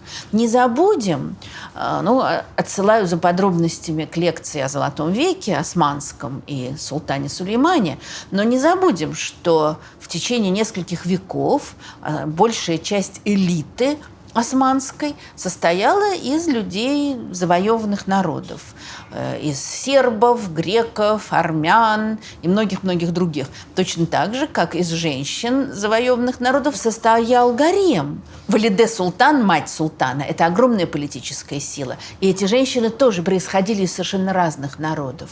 Поэтому вот этот вот город, состоящий из разных народов, опять же, говорящий на разных языках, исповедующий, пусть в разных условиях, но разные религии, торгующий невероятным количеством разнообразных товаров, он остается все таким же блистательным. Он вновь, практически в буквальном смысле возрождается из пепла и достигает какого-то уже потрясающего, совершенно фантастического развития при султане Сулеймане, Сулеймане Великолепном, как его называли в Европе, Сулеймане Кануне, Сулеймане Законодателе, как он любил, чтобы его называли. И снова мы видим такую интересную параллель. Великий Юстиниан, создавший золотой век Константинополя, тоже был законодателем. При нем обработаны древнеримские законы. Великий Сулейман, создавший золотой век Стамбула, провел реформу своего законодательства и тоже был законодателем. И это, конечно, не случайно. Как не случайно и то, что в VI веке и в XVI город расцветает благодаря усилиям огромного количества разных народов. Великие люди правления Сулеймана, Ибрагим Паша, грек, великий архитектор Синан. Разные народы претендуют на право называть его своим. Сербы, армяне, но во всяком случае ясно, что он тоже из какого-то покоренного народа. Великий визирь Мехмед Паша Соколу, который был родом из сербского местечка Соколовичи. И так далее, и тому подобное. Примеров еще очень много. Константинополь становится Стамбулом, становится центром потрясающей, великой, кстати, достаточно терпимой в XVI веке Османской империи. Дальше с этим городом происходят, как и с империей, происходят другие интересные перемены. После правления Сулеймана Османская империя начинает постепенно ослабевать. Постепенно, не сразу. Это будет заметно не в один момент. Несколько десятилетий после Сулеймана, которые получили название «Женский султанат», это время, конечно, совершенно особое и фантастическое, но я думаю, мы запишем отдельную лекцию когда-нибудь, она заслуживает того. Это эпоха, с одной стороны, какая-то жуткая. И хотела сказать, что для сериала материал, конечно, сериалы сняты на эту тему, скорее для фильма ужасов. Когда один султан вступает на престол, приказывает убить 19 своих братьев, другой 5 своих братьев. Маленький принц говорит: а можно меня последним будут душить, потому что людей из рода османов нельзя было проливать кровь, их душили. Я банан хочу доесть. И, доедает, пока его братьев душат. Невероятная борьба в гареме, потому что один сын может стать султаном, и, соответственно, борьба всех наложниц и жен за то, чтобы ее сын стал наследником, это борьба за его выживание. Но он, кстати, и родных братьев может потом запросто убить. И это время, почему это женский султанат? Вот это время, конец XVI, начало XVII века, когда политику в Османской империи решают фантастически энергичные, сильные женщины, жены и матери султанов, которые конкурируют между собой и борются. И большая часть из них, кому-то повезло, умер своей смертью, А кто-то умирает в лучшем случае в изгнании, или же как великая Кесем-Султан, которая правила за нескольких своих детей и внуков, которая в какой-то момент давала согласие на свержение собственного сына, а потом ради процветания империи даже на убийство собственного сына, и пыталась править за внука. Но вот ее конкуренция с матерью ее внука, с невесткой, закончилась гибелью для нее, так ее 4 человека не могли прикончить, так она сражалась. И когда они думали, что они ее уже придушили, оказалось, что она все-таки жива, им пришлось еще ее добивать. Вот такие здесь были женщины. И тоже очень интересная вещь, потому что мы можем выстроить параллель с Византийской империей, когда, скажем, в начале V века императоры один слабее другого, вот примерно как султаны в начале 17-го. Зато жена императора Аркадия, Евдоксия, которой он серебряную статую поставил, и Иоанн Златоуст обличал ее в Святой Софии. Вот такая железная женщина, которая очень сильно влияет на политику. А потом ее дочь Пульхерия, которая будет сначала править вместо своего малолетнего брата и будет вызывать всеобщий восторг своим благочестием, своим целомудрием, своим обетом девственности, а одновременно будет держать в своих руках всю политику страны. И потом найдет своему брату невесту, Евдокию, и будет думать, что новая императрица будет ей подчиняться, а дальше они будут соперничать между собой. А начало 17 века, правда, более кровавые игры разыгрываются в гареме, где тоже борются наложницы, мать султана, бабка султана в какой-то момент за то, чтобы держать в руках политику страны. Мы не очень хорошо это знаем, к сожалению, потому что вообще, на самом деле, жизнь гарема совершенно закрыта. Но там, конечно, страсти разыгрывались шекспировские.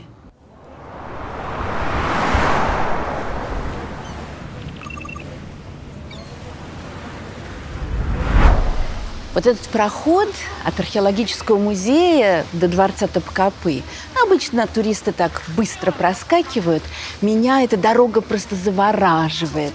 Вдоль нее поставлены, очевидно, то, что не считается самыми главными экспонатами археологического музея, вот эти остатки капителей, колонн, саркофаги потрясающие, такие обломки Атлантиды, которая давно ушла под воду.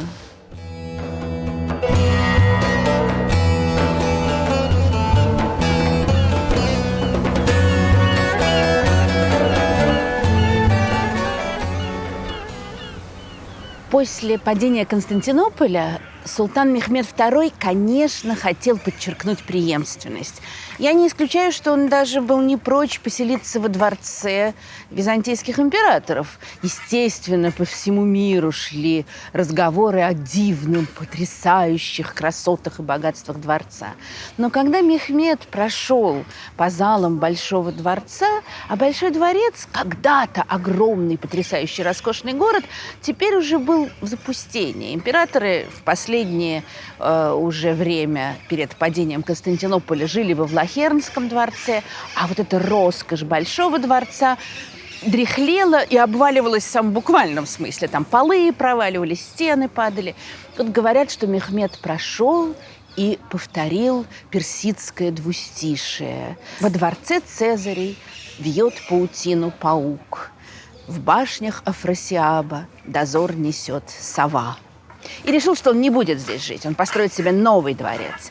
И был построен дворец подальше от моря, на третьем холме, а потом все-таки вот какая-то сила тянула сюда, вот на первый холм, то, что называется Акрополем. И не совсем на том месте, где был дворец Цезарей, но все-таки неподалеку, здесь на холме, рядом со Святой Софией, уже с Айя Софией, был воздвигнут вот этот знаменитый дворец Топкапы, где султаны и будут жить вплоть до середины XIX века. И вот то место, где мы находимся, обычно еще как бы не считается Топкапы. Здесь только билеты продают.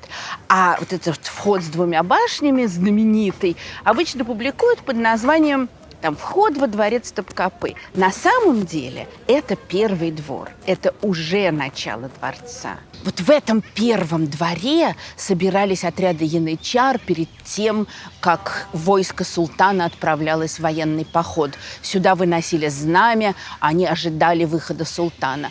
При этом все всегда, кто видел это, поражались. Тысячи, иногда там 3000 янычар стояли в полном мертвом молчании. Это было проявление их подчинения султану.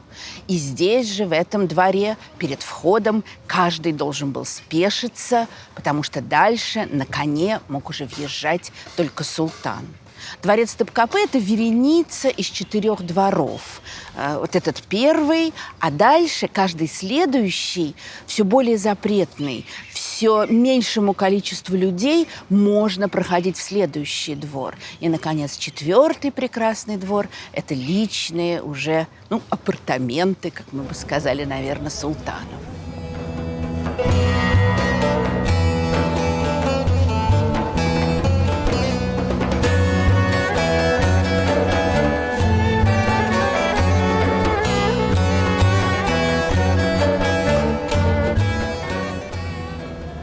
Топкапы был далеко не только личной резиденцией султана. Естественно, здесь жил султан в дальнем 4-м дворе, прекрасном, украшенном изразцами. Со времен Роксоланы, то есть с середины XVI века, здесь находился, скажем так, актуальный гарем. Гарем правившего султана. А устаревший гарем умершего султана ссылали в старый дворец, чтобы они тут не путались под ногами. Здесь хранилась сокровищница султанов. Но и ее сокровища действительно до сих пор составляют гордость музея Топкапы. Частично тут выставлено оружие, украшения, но это, конечно, невероятные, действительно сказочные, восточные богатства и по роскоши своей поразительной и по красоте. Султаны играли в шахматы, например, хрустальными фигурами, украшенными рубинами. Так, только один примерчик. Здесь заседал диван, правительство, как мы бы сказали. Тут есть специальная комната для заседания дивана, а султан иногда присутствовал, иногда нет. Он сидел за занавеской, и поэтому визири никогда не знали, султан слушает их или нет, поэтому всегда надо было быть в тонусе. В годы женского султаната, когда Кесем Султан всем реально заправляла, то она сидела за этой занавесочкой и слушала. А вот сзади меня удивительная постройка, созданная великим архитектором Синаном как раз в XVI веке, когда Топкапы расширялся, это кухни. Вот весь этот комплекс здоровенный с такими странными трубами на крышах – это огромные кухни. И понятно, почему нужны были такие кухни. Скажем, к началу XVII века в Топкапы проживало постоянно около 6000 человек. Это султан, это его непосредственное окружение, это гарем, охрана и так далее. Обслуживало их около 11 000 рабов. И каждый день, как считается, для приготовления еды здесь забивали 200 баранов, 100 козлят, 40 телят, несколько сотен кур, уток и так далее, и так далее, и тому подобное. Можно себе представить, какая тут кипела работа в самом буквальном и в переносном смысле. Вот такой был этот удивительный дворец. А в середине XIX века он был оставлен, и султан вместе со двором переехал в более прогрессивный дворец Долма-Бахчи.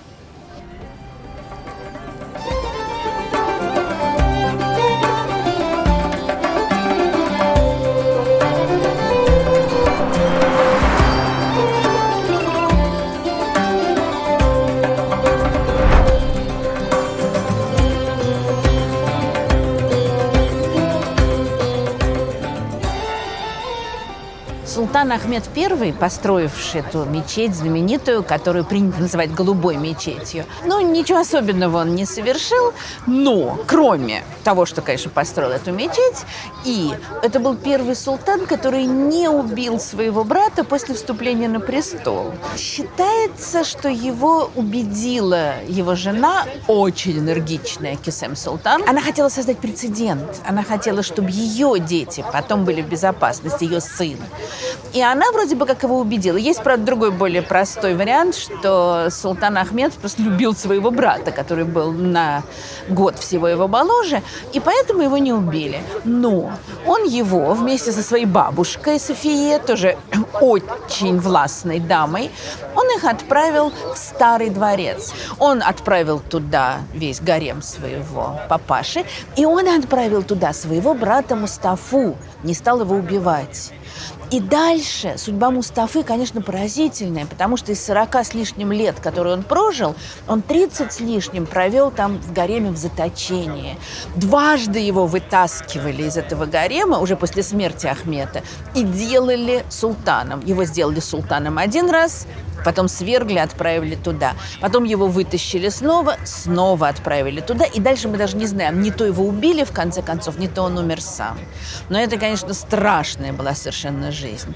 А Ахмед правил не очень долго, но он всячески развивал экономику, просвещение и построил вот эту вот удивительную мечеть. Он был очень религиозен. Но когда ее строили, то вдруг возникла проблема, это была проблема для Ахмеда. Здесь 6 минаретов, так же, как в Великой мечети в Мекке. И он испугался, что он совершает кощунство, и не знал, что делать. И тогда ему сказали, надо пожертвовать деньги в Мекку, что он и сделал, и в Мекке построили еще один минарет. Проблема была решена. А называется она голубой, потому что внутри покрыта замечательными, красивыми голубыми плитками.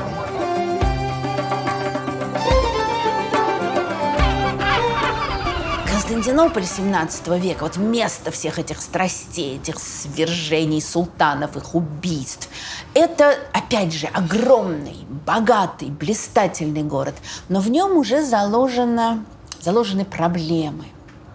Константинополь, Стамбул по-прежнему очень богат, по-прежнему очень силен, но его развитие замедляется. Огромную власть в городе и в империи приобретают войска янычар, которые всегда имели большой авторитет, всегда султаны дарили им много денег, всегда не любили их сердить. Но янычары были опорой султана, они были рабами султана, они считалось, что у них не может быть семьи, у них нет никакого имущества, они только служат султану. К 17 веку во-первых, уже у янычаров появляются и семьи, и богатство, и много чего другого. И главное, что они все больше и больше вмешиваются в управление. Янычары свергают султанов, янычары начинают убивать султанов. Они становятся неуправляемыми. А при этом войско янычар, которое в начале XVI века было невероятно передовым и обеспечило завоевание во многом османов, а в 17-м она уже отстает, скажем, от европейских войск. Но янычары чувствуют, что любая модернизация армии нанесет удар по ним, и они противоречат любой модернизации. И поэтому Константинополь 17 века – это, с одной стороны, город, куда приезжают и европейцы, и азиаты из самых разных стран. Здесь знают новые идеи, новые мысли появляются, новые развлечения. Здесь появляются кофейни, так любят сидеть янычары. Все фундаменталисты обличают кофейни и говорят, что в Коране про них не написано. Но, как мы знаем, кофейни все равно сохранились и до сегодняшнего дня. А в то же время вот это вот бурление, оно не сопровождается модернизацией. В то время, когда Франция, Англия, другие страны меняются, Османская империя меняется медленнее, практически не меняется. И Стамбул как бы застывает в своем величии. Он все равно прекрасен, он все равно богат, но он меняется меньше. Начало XVIII века в Константинополе носит прекрасное название эпохи тюльпанов. Тюльпаны всегда были очень популярны у османов. Считалось, что название тюльпана «лале» – это те же буквы, из которых создано слово «Аллах». И, соответственно, это священный цветок, их здесь производили, они очень дорого стоили. Но вот начало XVIII века – это время, когда султан поощряет поэзию, живопись, когда устраиваются специальные такие празднества ночные, и во дворце Топкапы любуются тюльпанами посаженными и смотрят, как они выглядят при свете луны. И это все прекрасно. Но производит впечатление такого некоторого декаданса. Вот раньше шли вперед, завоевывали, а теперь мы любуемся тюльпанами, а тем временем соседи отнимают у нас земли. Но с начала XVIII века и до начала XIX практически каждый султан, почти каждый, пытался провести реформы. Ну и почти каждый султан заканчивал жизнь в лучшем случае свергнутым и просто тихонечко доживающим где-нибудь во дворце Топкапы, а скорее всего убитым янычарами, потому что не хотели вот этих перемен. Но в конце концов эту проблему решил султан Махмуд II, очень прогрессивный султан, который начал уже такую эпоху серьезных реформ. Начал он ее так вполне по-азиатски. Я думаю, что Петр I его бы понял с его стрелецкими казнями. А Махмуд II начал с того, что он распустил корпус янычар, и когда начались восстания, то большая часть янычар была просто перебита, чтобы не мешали развитию. А дальше начинаются реформы. При этом, наш взгляд на Турцию, на Османскую империю XIX века, как на умирающее государство. Знаменитые слова Николая I, которые он сказал английскому посланнику: «А что вы думаете о разделе наследства умирающего человека?» Но на самом-то деле и Россия хотела отделить Турцию, и Англия хотела, все хотели укрепления влияния, все хотели влияния в проливах, все хотели влияния на Балканах. И отсюда невероятный интерес к Османской империи, невероятный интерес дипломатов, отсюда многочисленные, скажем, русско-турецкие войны в конце XVIII и особенно в XIX веке. Все хотят какой-то кусочек свой получить здесь. И кусочек лакомый, конечно. И отсюда ощущение, что, вот все борются, Россия, Австрия, Англия, а турки покорно разваливаются. На самом деле, в течение всего XIX века Османская империя модернизировалась. И замечательный пример тому дворец Долма-Бахче, построенный в середине XIX века. Султану Абдул-Меджиду, тоже одному из реформаторов, надоел старый дворец Топкапы, который воплощал все азиатское прошлое. В другом месте, на берегу Босфора, армянские архитекторы начинают строить в 1842 году дворец Долма-Бахче, который производит очень странное впечатление. Потому что если бы мы увидели его в Европе, то сказали бы, что это дворец, наверное, 17-18 века, а не 19-го. Но именно таким европейским дворцом султан видел свою новую резиденцию. И внутри она наполнена удивительными вещами, скажем, там огромной люстрой, подаренной ему королевой Викторией, и другими европейскими вещами. Но там же, конечно, есть отделение для гарема, для женская половина отделенная. То есть это такое странное смешение прежних восточных обычаев и попытки жить совершенно по-новому, по-европейски. В общем, эти попытки продолжаются. Другое дело, что Османская империя, как и все империи, сталкивается с проблемой национального самосознания. Она начинает разваливаться, потому что разные подданные, входящие в эту империю, разные народы, добиваются независимости. Сербы, болгары, армяне начинают волноваться. На это ответ оказывается очень жестоким. Все слышали про геноцид армян в 1915 году, но это просто страшное проявление той реакции, которая была у империи и до этого, в течение XIX века, на выступления разных народов. И это тоже будет ослаблять империю и разрывать ее на части. И то, каким в течение XIX века был Стамбул, мы знаем, конечно, намного больше, чем про другие века, потому что сюда приезжают путешественники, здесь много дипломатов, здесь много торговцев европейских. Это много кто описал этот Стамбул. Хотя, конечно, те, кто писали о Стамбуле XIX века, они во многом попадали под власть стереотипов, заложенных еще в эпоху романтизма, восточных восточная экзотика, красавицы под покрывалами. Конечно, Стамбул был другим совсем. Может быть, немножечко легкомысленная отсылка к книгам моего любимого писателя Джейсона Гудвина, который написал 5 детективов, очаровательных совершенно, которые происходят как раз в середине XIX века в Стамбуле, где придворный евнух Ешим разгадывает страшные сложные загадки, одновременно, естественно, встречаясь, ну вот типа Эраста Фандорина, встречаясь с разными реальными историческими персонажами, и там чудесно совершенно. Я понимаю, что это художественное произведение, не очень, может быть, серьезное, но прекрасно показан вот этот вот странный, загадочный город, уже зажатый между старым и новым, между старыми традициями и стремлением к модернизации.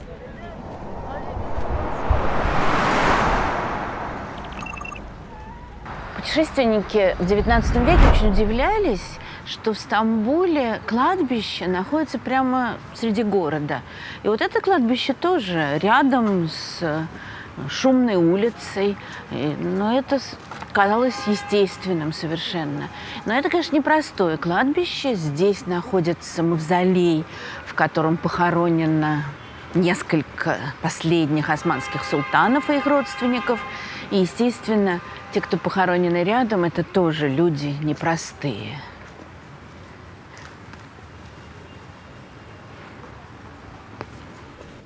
Мы находимся в мавзолее, на кладбище, где похоронены несколько из последних османских султанов.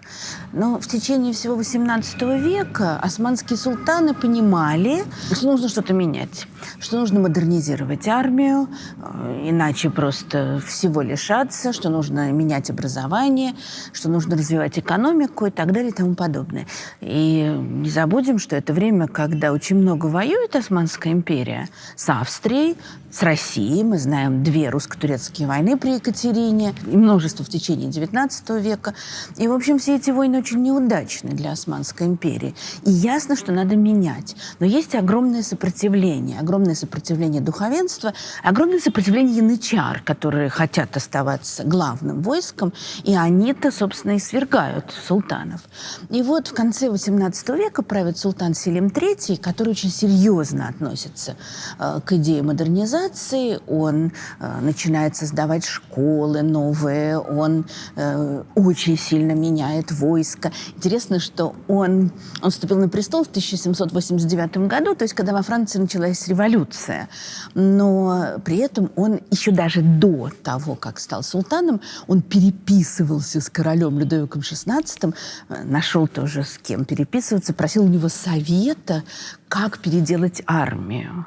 Ну, не знаю, что там Людовик ему посоветовал. А вот Наполеон, когда пришел к власти, он, в этот момент уже все хотят получить влияние в Османской империи, и он прислал Селиму III генерала Себастьяне, который тут реформировал армию. Российские дипломаты были в ярости совершеннейшей, но ничего сделать не могли. Но в конце концов эти реформы Селима III вызвали очень большое негодование у янычар и у духовенства. И Селим был свергнут в 1807 году. Но не убит, а отправили во дворец. А правителем сделали его двоюродного брата, который тут же все реформы отменил, все ввел по-старому. Но оказалось, что уже есть сторонники реформ, и один из военачальников, собрав большое войско, пошел в Стамбул освобождать Селима. И когда стало понятно, что сейчас его освободят, то его убили. Но этот военачальник пришел с большим войском и сверг этого, значит, двоюродного брата реакционера, а Селима уже нет в живых. И тогда он сделал султаном другого двоюродного брата Селима, вот как раз Махмуда II, который был очень большим сторонником реформ. И Махмуд будет править с 1808 по 1839 год, и вот это будет время уже начала очень серьезных реформ в Османской империи. После смерти Махмуда, хотя тоже, естественно, вызывало огромное недовольство очень у многих, но реформы продолжались. И дальше в течение всего XIX века султаны с большим или меньшим успехом будут пытаться модернизировать страну. Другое дело, что они, конечно, как любые восточные правители, будь то в Турции, будь то в России, будь то еще где-то, они хотели взять на Западе экономику, а свободу, права человека, тем более права национальных меньшинств, это уже брали с меньшим удовольствием. Ну, в результате это приведет в конце XIX века к огромным конфликтам.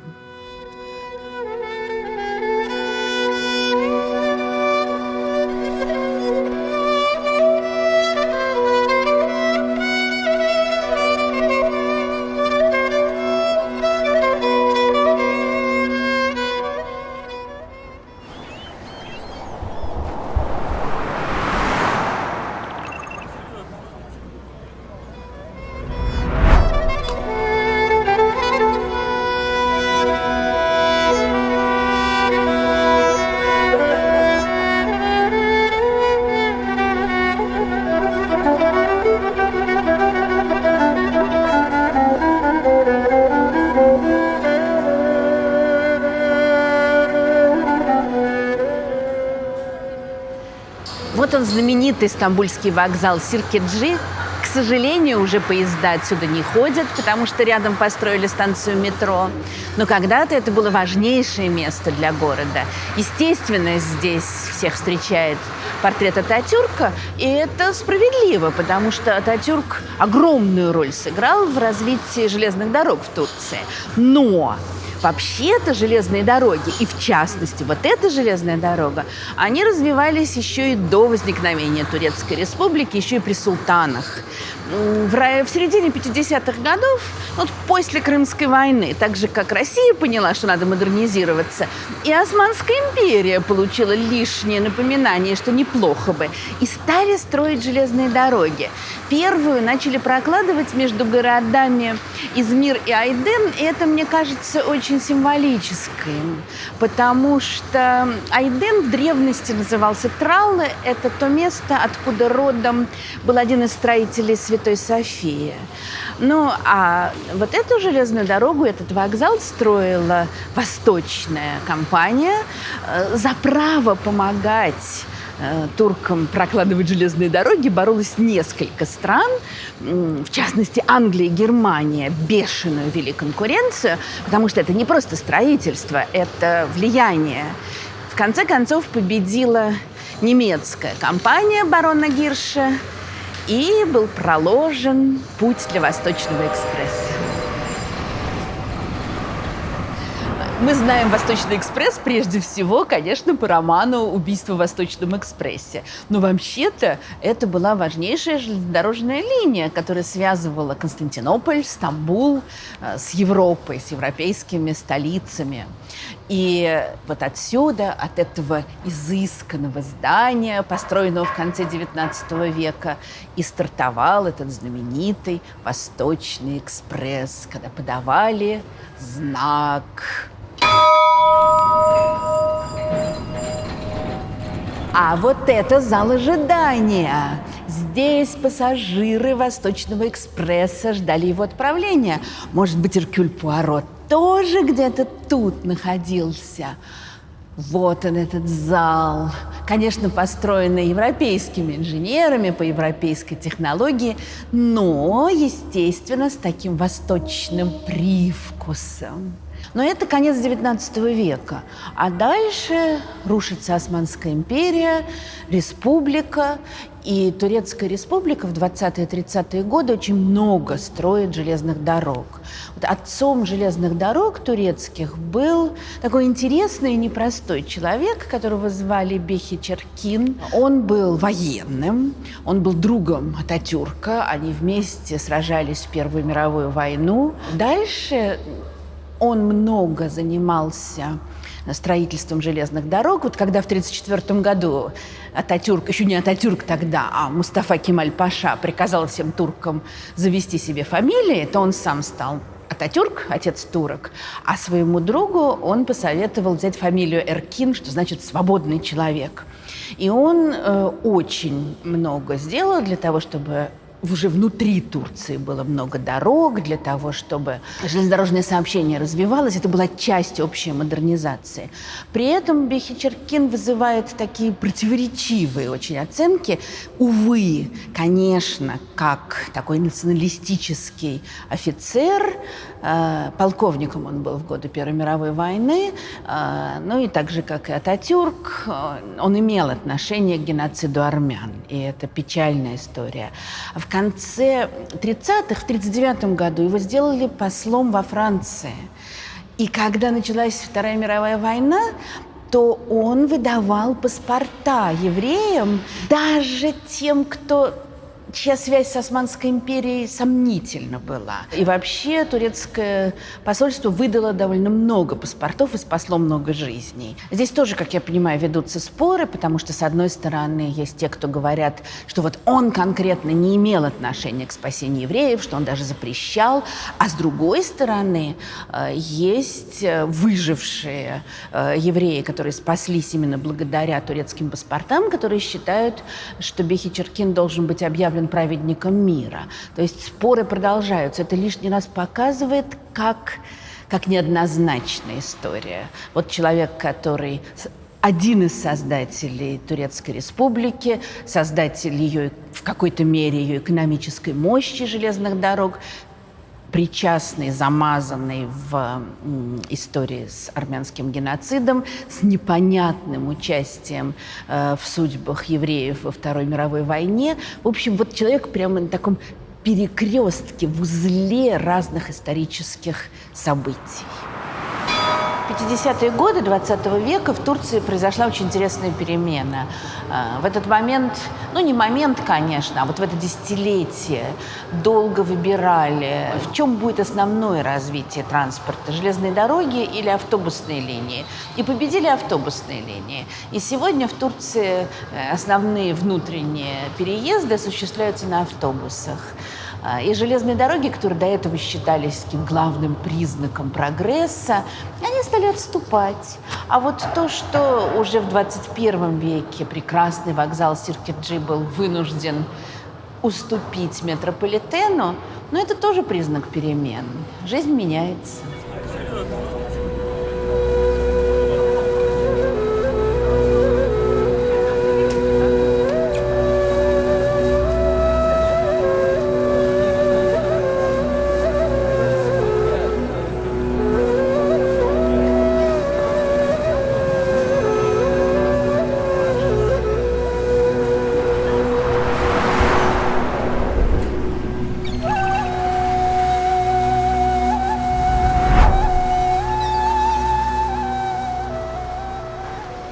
Вот знаменитая лестница Комонда, наверное, многим известная по фотографии Картье-Брессона.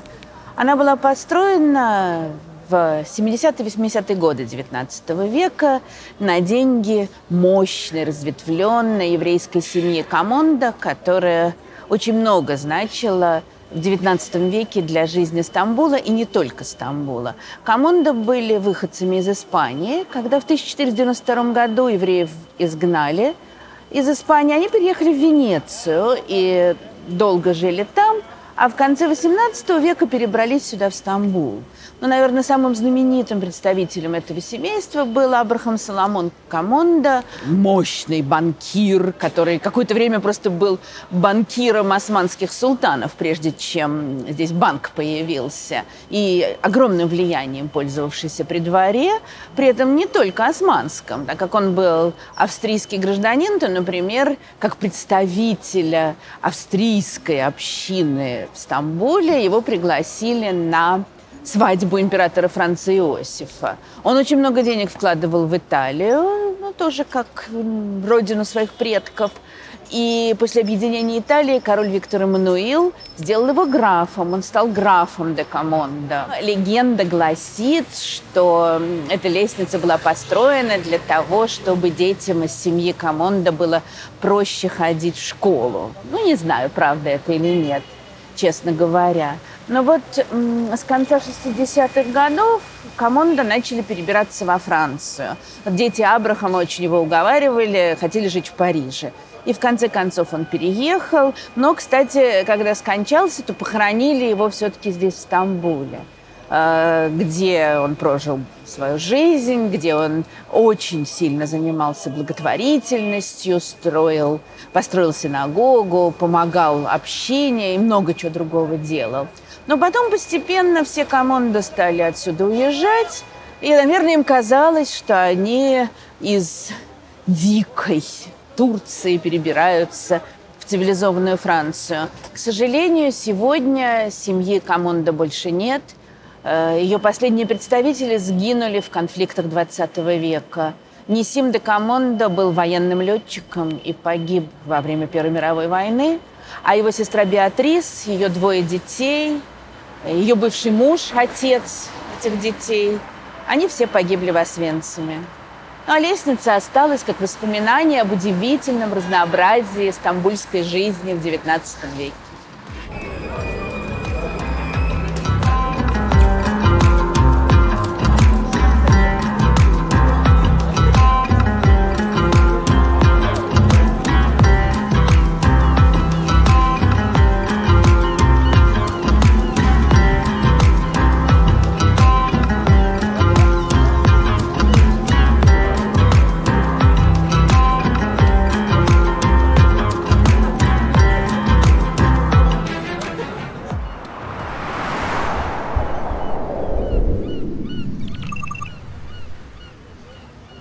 Мы находимся на площади Таксим, невероятно важной для всей истории Турции XX века. Здесь разные вещи происходили.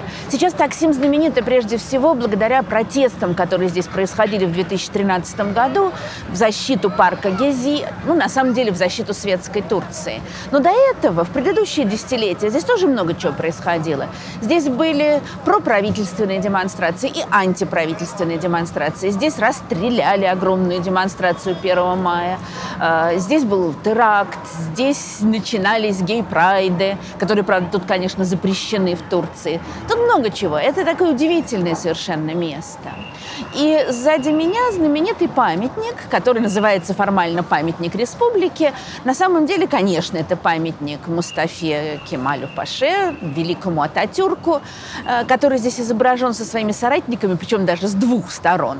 С одной стороны, он в военной форме, как командующий армией, как человек, который возглавил армию во время войны Турции за независимость, а вот с той стороны, которая на нас смотрит, он одет в гражданскую одежду, что тоже очень важно. Он в европейской одежде, потому что Ататюрк – человек, который европеизировал Турцию.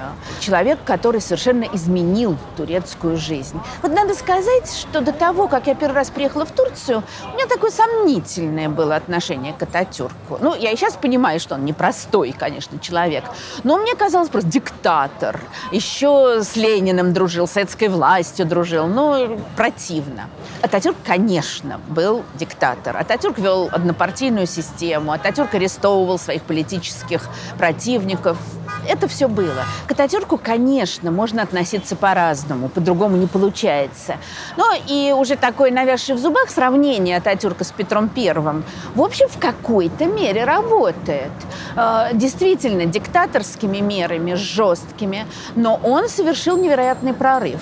Мало того, Османская империя, потихоньку модернизировавшаяся еще в начале XX века, очень потихоньку, вступила в Первую мировую войну на стороне Германии и ее союзников, соответственно, потерпела поражение, соответственно, развалилась, как все империи практически, воевавшие в Первой мировой войне, и находилась в состоянии тяжелейшего политического, экономического, духовного, какого угодно кризиса.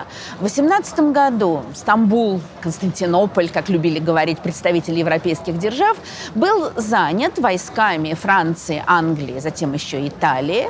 И вообще-то шла речь о том, что Османская империя просто будет разделена, и ее не будет. Как проигравшая страна. Часть отдадут Греции, часть другим странам. И Ататюрк, который к этому моменту был очень популярным военным, он был отправлен еще султаном, был отправлен в Анатолию из Стамбула, где он должен был командовать войсками, а он созвал народное представительство, скажем так, парламент, ассамблею. Он создал новое правительство. Он объявил, что он не признает решение союзников, не признает раздела Османской империи. Султан приговорил его к смертной казни, но он уже на это никак не реагировал. И таким образом начался совершенно новый этап в истории Турции. Турецкая республика, которая была провозглашена в 1923 году, создавалась в результате тяжелых войн, кровавых столкновений, этнических конфликтов, ужасающих жестокостей, совершавшихся разными сторонами. Но Ататюрк добился того, что страна, проигравшая войну, вышла из нее совершенно обновленной, уже другой страной, и, в общем, не с ощущением национальной травмы, а с ощущением национальной гордости. Плюс к этому он произвел невероятные, конечно, по своей решительности реформы, когда он ввел европейскую одежду, когда он ввел латинский алфавит, когда он дал права женщинам, когда он изменил практически всю жизнь. Дал фамилии. Вот он сам стал из Мустафы Кемаля, он стал Ататюрком, отцом турок. И многое-многое другое. Конечно, это делалось непростыми способами. Ну, в частности, вот он получал очень большую поддержку от Советского Союза, несмотря на то, что потом коммунистов он будет жестоко преследовать, как и другие партии. Но таким образом сегодня в Турции, как мы знаем, происходит откат. Сегодня здесь снова усиливается религиозное начало.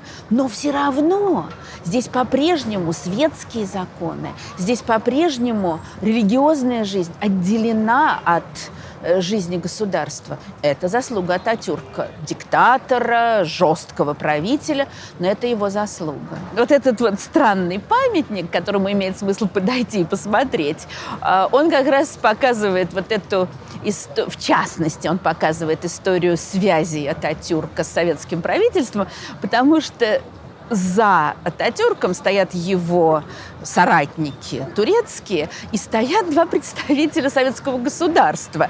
Не больше, не меньше, как Климент Ефремович Ворошилов, который оказывал большую военную помощь Турции, и Семен Аралов, который был полномочным представителем Советского Союза в Турции в 20-е годы.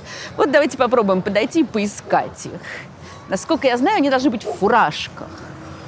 Но честно скажу, что в лицо Семена Аралова я признать не могу. Как выглядел Ворошилов, я примерно себе представляю. Не вижу тут ни у кого большого портретного сходства. Как мне представляется, что Ворошилов во втором ряду слева в фуражке. Так, по крайней мере, он больше всего похож на Климента Ефремовича. И это невероятно и удивительно интересно, что он тут появился.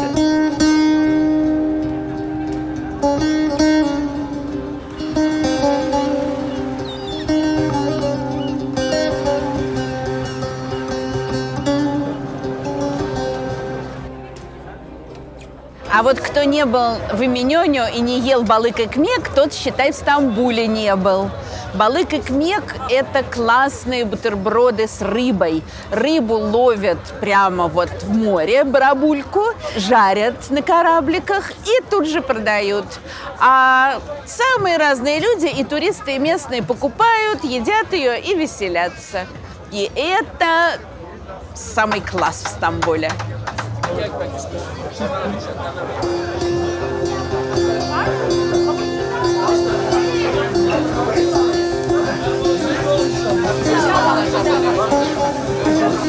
Тук, балык-экмек.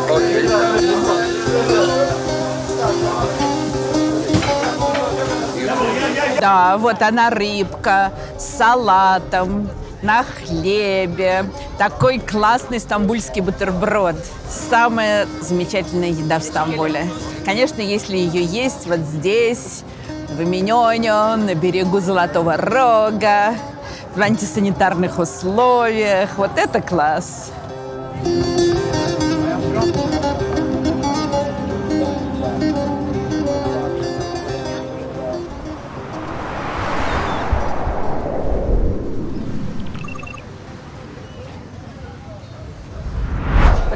отель в этой маленькой улочке называется Grand Rue отель.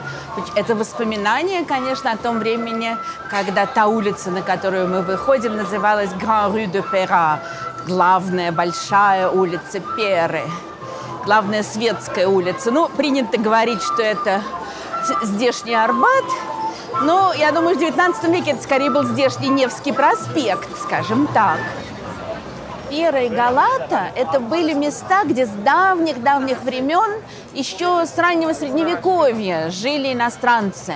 Иностранные купцы, которые хотели торговать с Константинополем, потом со Стамбулом, хотели пользоваться вот всеми этими благами, которые давал Босфор.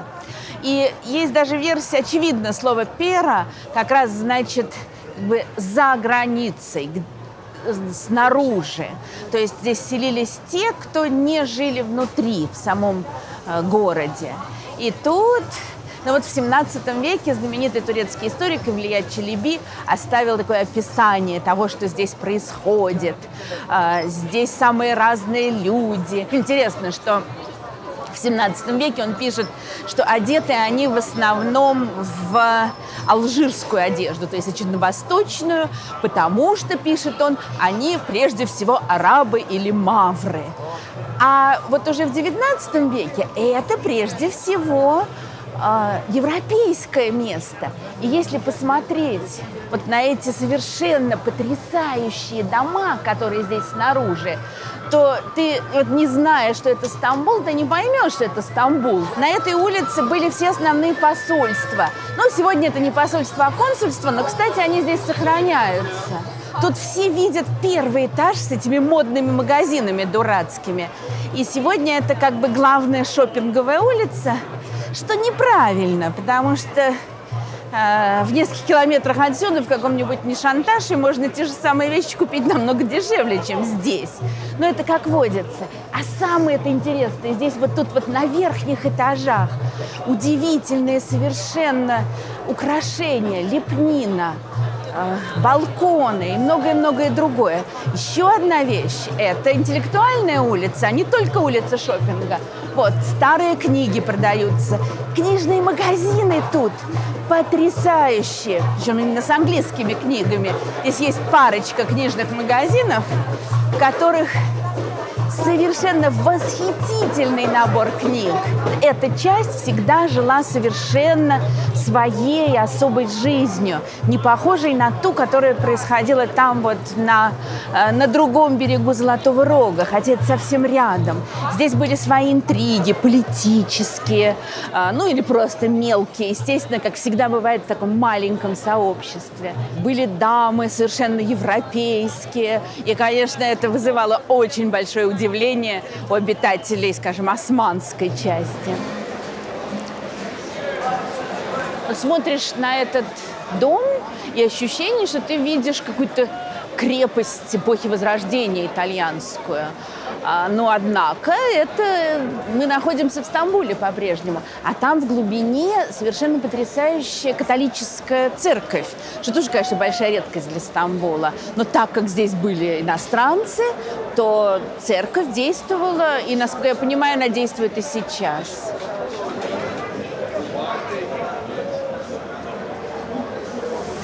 Вот сейчас проедет трамвайчик, который, конечно, сегодня это просто для туристов развлечение. А когда-то он действительно здесь ходил, и на нем ездили обычные люди. Сегодня, естественно, одни туристы. Но очень приятная штука.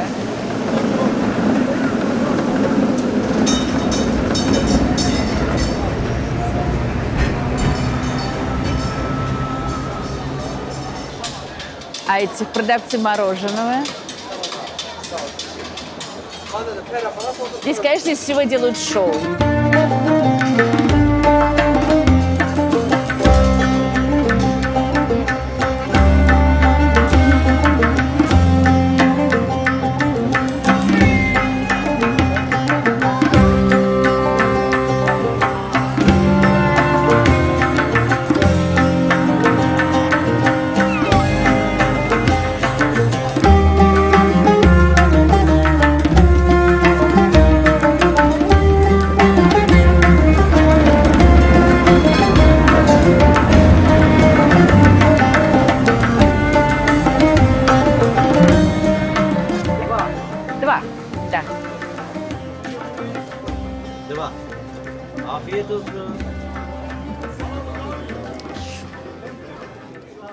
Можно бесконечно говорить об истории Стамбула, об истории Константинополя, об истории Византия.